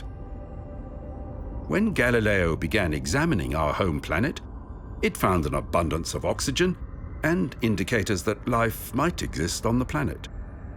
It returned valuable data on the state of the hole in the ozone layer. After the first Earth pass, engineers sent a command to deploy the high-gain antenna, but it was stuck. During the cruise, engineers tried spinning, cooling, and heating the spacecraft, but nothing worked. The antenna was designed to unfold like an umbrella, but 3 ribs were jammed. Engineers believed that more than 3 years in storage, plus 4 road trips across the United States, contributed to the malfunction. Without the high-gain dish, data flow at Jupiter would trickle in at a feeble 10 bits per second. In an unprecedented move, completely new software was developed that would enable greater data compression, but it would not be sent to Galileo until it had reached Jupiter. Ground stations were upgraded to work with the weaker signal. This would bring the data rate up to 160 bits per second. Still modest, but by recording data and images to the onboard digital tape recorder, the science team were confident of receiving a meaningful flow of information from Jupiter.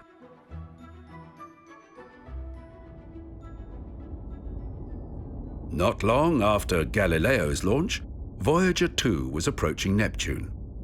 This would be the spacecraft's final planetary encounter.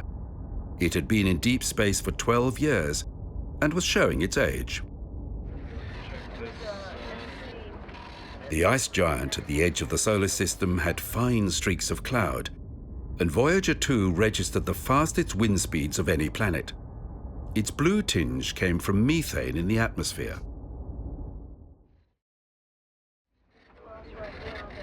The Voyager's final target was Neptune's largest moon, Triton. It surprised everybody with an uncratered, varied terrain. It is geologically active, with Voyager seeing a nitrogen ice volcano. Voyager 2 then looped below the plane of the planets, heading in the direction of Sirius. To this day, after more than 4 decades, it still returns data about the environment beyond the solar system. The signals take about 18 hours to reach Earth. Through the 1980s, it had been the Voyager program that kept planetary exploration in the public eye. And finally, new planetary missions were being planned. Cassini was a joint venture between NASA and the European Space Agency. It was to go into orbit around Saturn, and like Galileo, it was equipped with a probe, called Huygens, that would attempt to land on Saturn's largest moon, Titan. Again, it had received political criticism for its billion-dollar budget, but with Europe bearing a large share of the costs, development proceeded relatively smoothly. Cassini was to be a flagship project. As it progressed, the new administrator took charge at NASA. Dan Goldin liked the planetary explorers, but he did not like the cost of Cassini. He called it Battlestar Galactica, but it was too late to change it. A Mars orbiter that had been in development since 1984 was also inherited by the Goldin administration. Eventually known as Mars Observer, it was adapted from an Earth-orbiting design. Like other missions, it had been delayed by the loss of the Space Shuttle Challenger. The delays meant its budget had expanded to more than $1 billion US. Mars Observer finally launched in September 1992. But all contact was lost with the spacecraft just days before it was to go into Mars orbit. Now, do you want to spend your remaining days in the space program? When Goldin was given the top job at NASA, it was on the understanding that he would rein in what was seen by political leaders as a bloated and risk-averse management. We're about leaving Earth. His solution was faster, better, cheaper. A slogan and a strategy that encouraged innovation and risk, allowing some failure so long as there was a radical reduction in mission costs and a higher launch rate. Because interest in Mars was perennial, the Mars Exploration Program was established in 1993. 2 spacecraft were being prepared for the 1996 launch window, an orbiter called Mars Global Surveyor, and Mars Pathfinder with a lander and a rover. Both had budgets that were small fractions of former missions.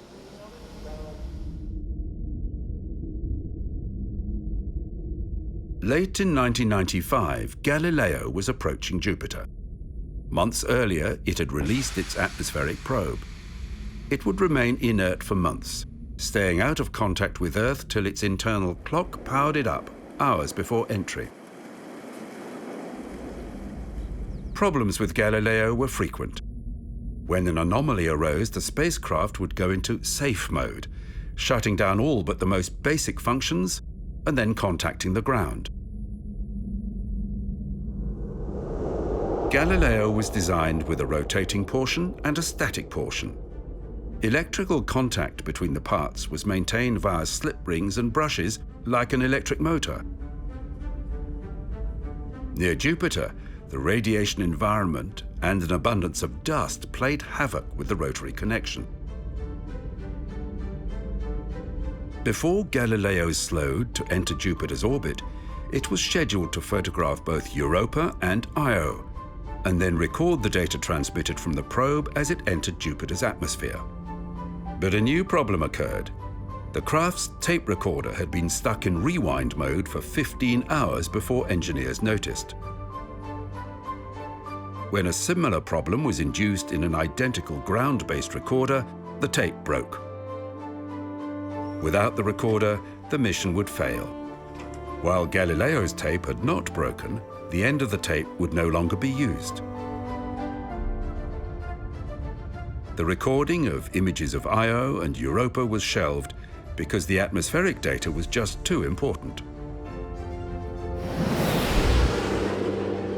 Entry into the Jovian atmosphere went according to plan, and the subsequent atmospheric sampling functioned well.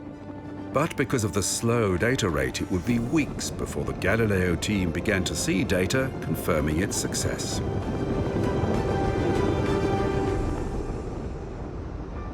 An hour after receiving the last transmission from the probe, Galileo fired its main engine, allowing it to enter a highly elliptical orbit. This was the first time any craft had gone into orbit around Jupiter. During this 49-minute engine burn, Galileo made its closest pass of Jupiter, receiving a radiation dose approaching its design limits. Half the mission's radiation allowance was reached during this first orbit.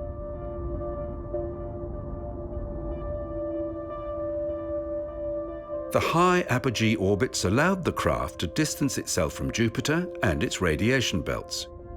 It was during the first high pass that the new software was uploaded to the spacecraft. It then began returning the data it had recorded from the probe while it dropped into Jupiter's atmosphere. The turbulent atmosphere features bands of wind circulating at different rates, with storms generating lightning 1,000 times more powerful than on Earth. Brief engine burns were used to adjust Galileo's orbital pattern so it could observe Jupiter's moons. During almost 8 years, the spacecraft made 35 orbits of the gas giant.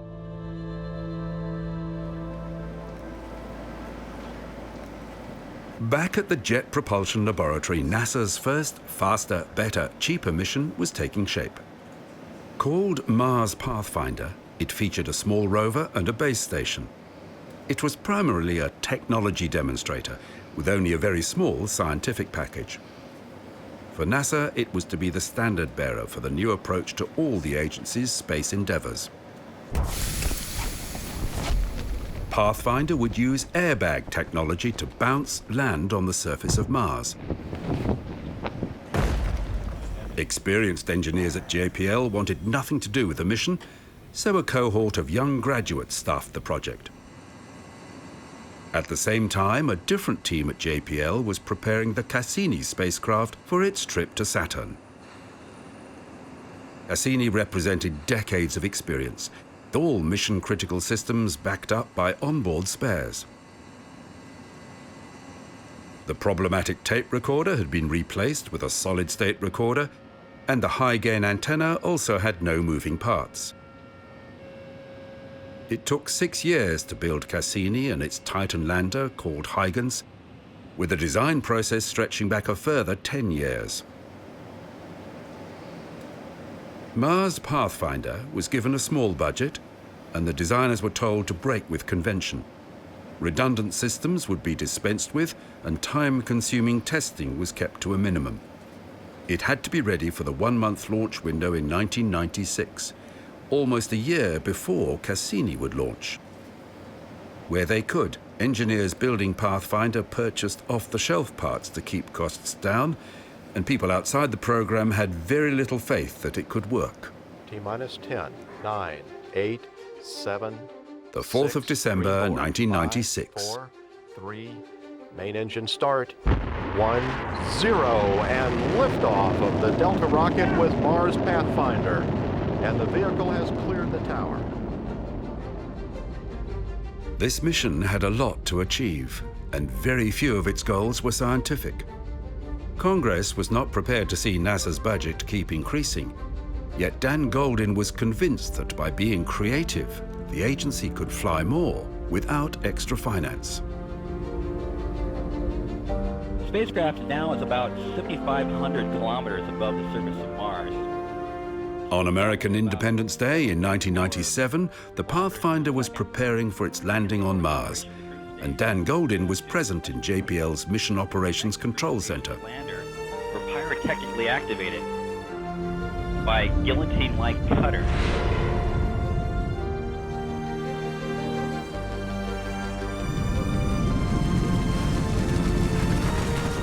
The elaborate sequence began unfolding as planned.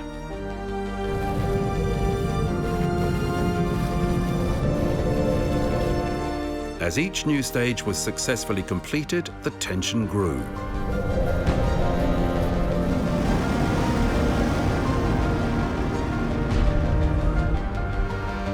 Sensors within the lander registered 15 bounces. I believe I have a firm signal.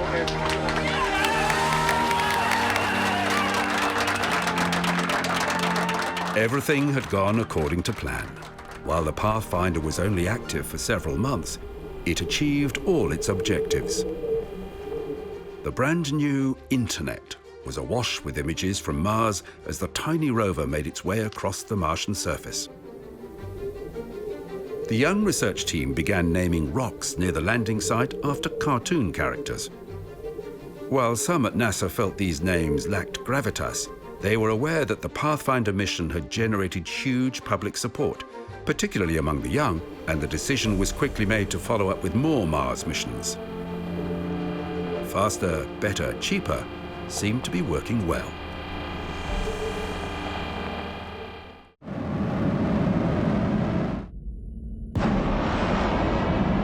Mars Global Surveyor launched 1 month before the Pathfinder, but it was on a slower path to Mars. It was also a faster, better, cheaper spacecraft.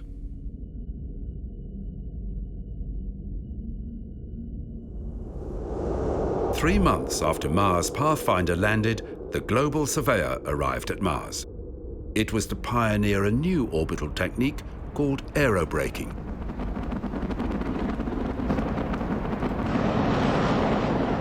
To slow enough to enter Mars orbit required a 22-minute engine burn.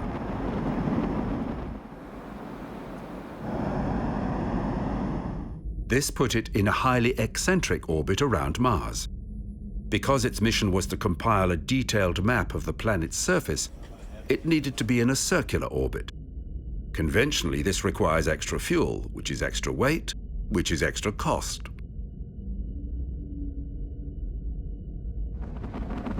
By dipping into the planet's thin upper atmosphere during the low pass of each orbit, it could reduce the high point of its orbit without burning extra fuel.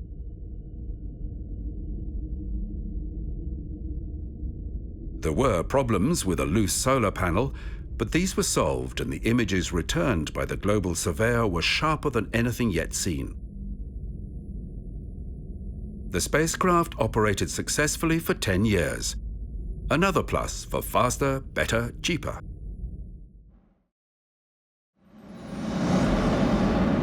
Late in 1997, Cassini began its flight to Saturn. The team was confident that Cassini was the most capable spacecraft yet launched. With a mission price tag in excess of $3 billion, it needed to be.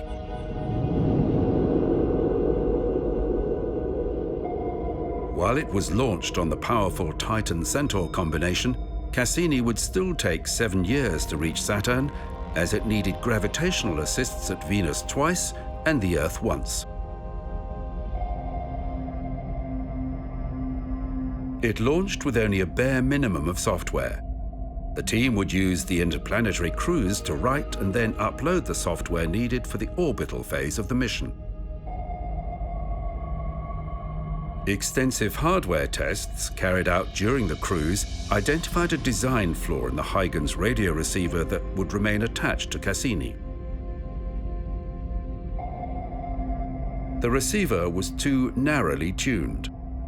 Relative movement between Cassini and Huygens as it descended toward Titan meant a Doppler shift in the transmitting frequency that the receiver would not be able to read. Spacecraft navigators had to rethink the planned orbital track of Cassini after the probe separation to reduce the Doppler effect to something acceptable to the receiver. In the 1998 window for launches to Mars, 2 more faster, better, cheaper spacecraft were ready for their journeys to the Red Planet. Lockheed Martin had delivered the 2 spacecraft for the price of 1. 2, 1, main engine start, and liftoff of the Delta rocket with Deep Space One, testing the spacecraft. The Mars Climate Orbiter launched first, soon followed by the Mars Polar Lander, which was on a slower path, and would arrive at Mars 2 months after the Climate Orbiter.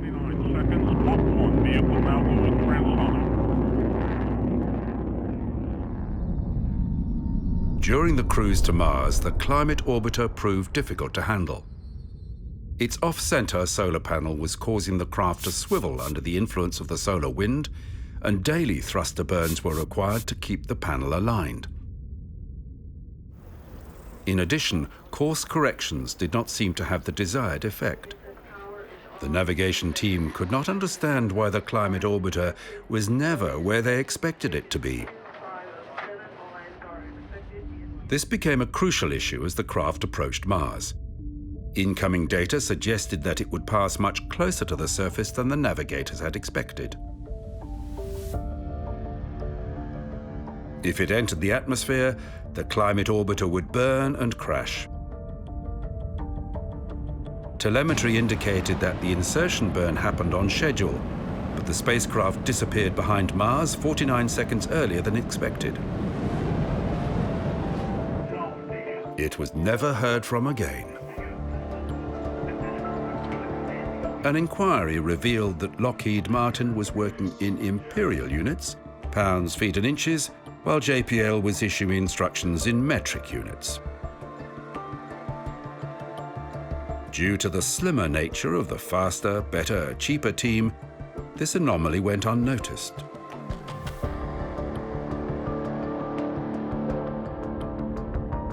As the polar lander neared Mars, its team double-checked all systems to make certain that it would not be lost to another simple error.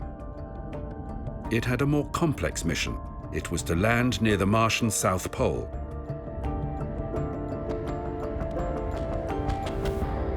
As the entry, descent, and landing approached, mission control at JPL filled with extra people.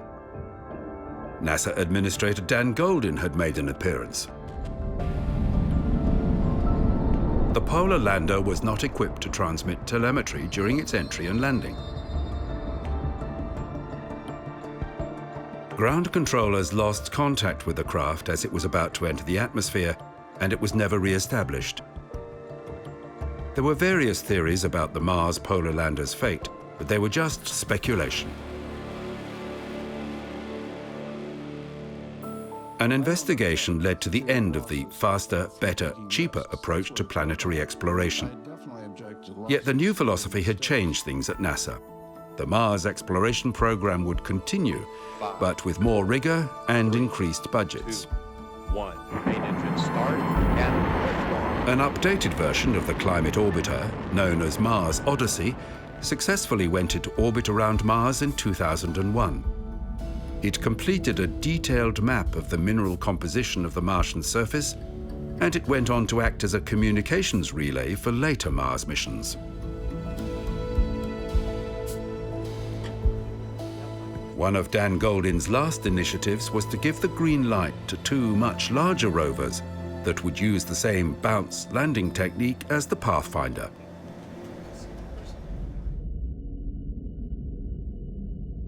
After a journey lasting almost 7 years, Cassini was approaching Saturn. The spacecraft's path looped upward between the planet's outer F and G rings. Crossing the ring plane could be hazardous, so Cassini swiveled to use its high-gain antenna as a shield.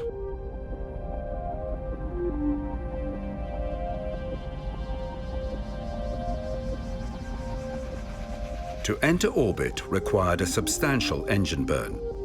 As this firing was a mission-critical maneuver, Cassini had a backup engine and complex fuel system plumbing that allowed engineers to bypass faulty components.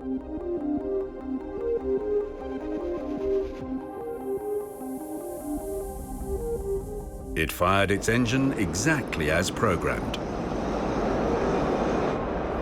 Because the high-gain antenna could not point at Earth during orbital insertion, Cassini's only contact was via a steady, unmodulated tone from a low-gain antenna. Doppler shifts in the tone allowed mission control to understand exactly how Cassini was behaving.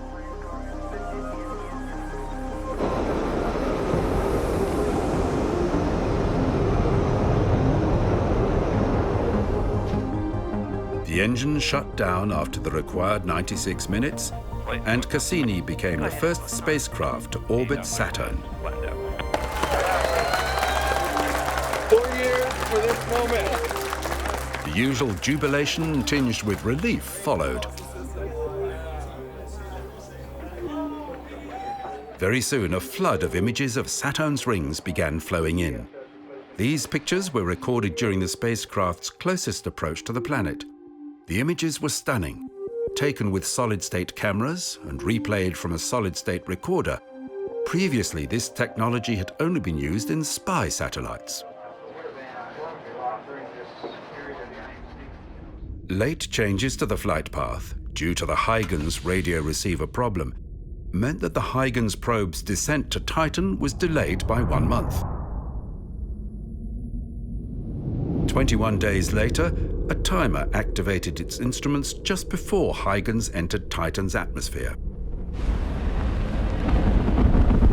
During a descent lasting 2.5 hours, the probe sampled the atmosphere, measured wind speeds, and captured clear images of the moon's surface. After a soft landing, it transmitted information for a further 72 minutes until it lost contact with Cassini. With minimal fuel usage, spacecraft navigators used the gravitational influence of Saturn and its major moons, enabling Cassini to follow a complex path through the Saturnian system. If interesting observations were made, the spacecraft's course was altered to allow it to collect more detailed information. The moon Enceladus had always been a target of interest. It is the whitest, most reflective body in the solar system. During Cassini's second pass of Enceladus, a peculiar deflection in readings from the magnetometer suggested that something was emanating from the moon. On a subsequent pass, Cassini flew just 25 kilometers above the small moon's surface. It flew through plumes of water vapor rich in salt with nanoparticles of silicon dioxide. This could only be formed with the combination of hot water and rock. Gravitational measurements detected an ocean beneath the icy crust. Tidal flexing from Saturn's strong gravity leads to heating of the tiny moon's core. Water vapor streams out through cracks near Enceladus's south pole. On Earth, volcanic vents in the deep oceans are able to support life, and all the evidence from Cassini points to a similar mechanism in the oceans of Enceladus. These discoveries led science to rethink ideas about where to look for life in our neighborhood. During the 13 years Cassini spent orbiting within the Saturnian system, it made 127 close passes of the moon Titan. Huygens had posed new questions about the only moon in the solar system with a thick atmosphere. It revealed rivers flowing on Titan, and radar mapping by Cassini showed substantial lakes, but these were not bodies of water, they were liquid methane. Planetary geologists think Titan resembles our own planet during its earliest days.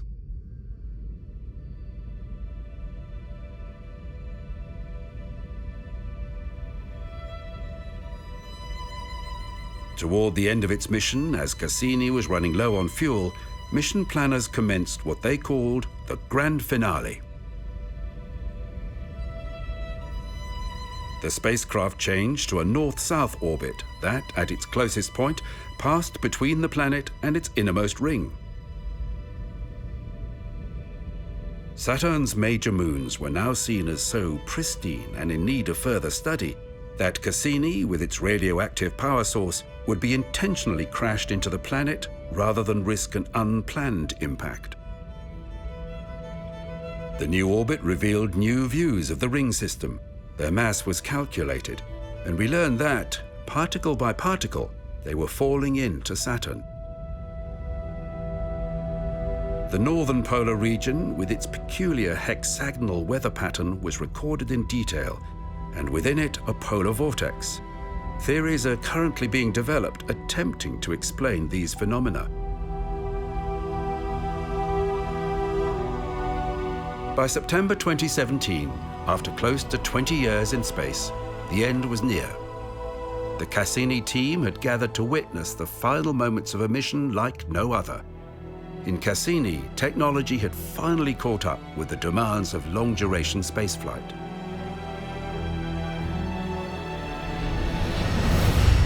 Though problems had occurred, backups enabled mission managers to keep the very complex spacecraft functioning perfectly.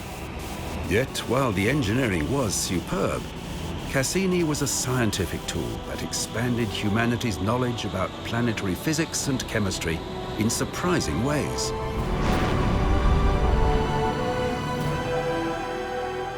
Since Cassini, technology has continued to evolve, with more and more being asked of the new generation of spacecraft.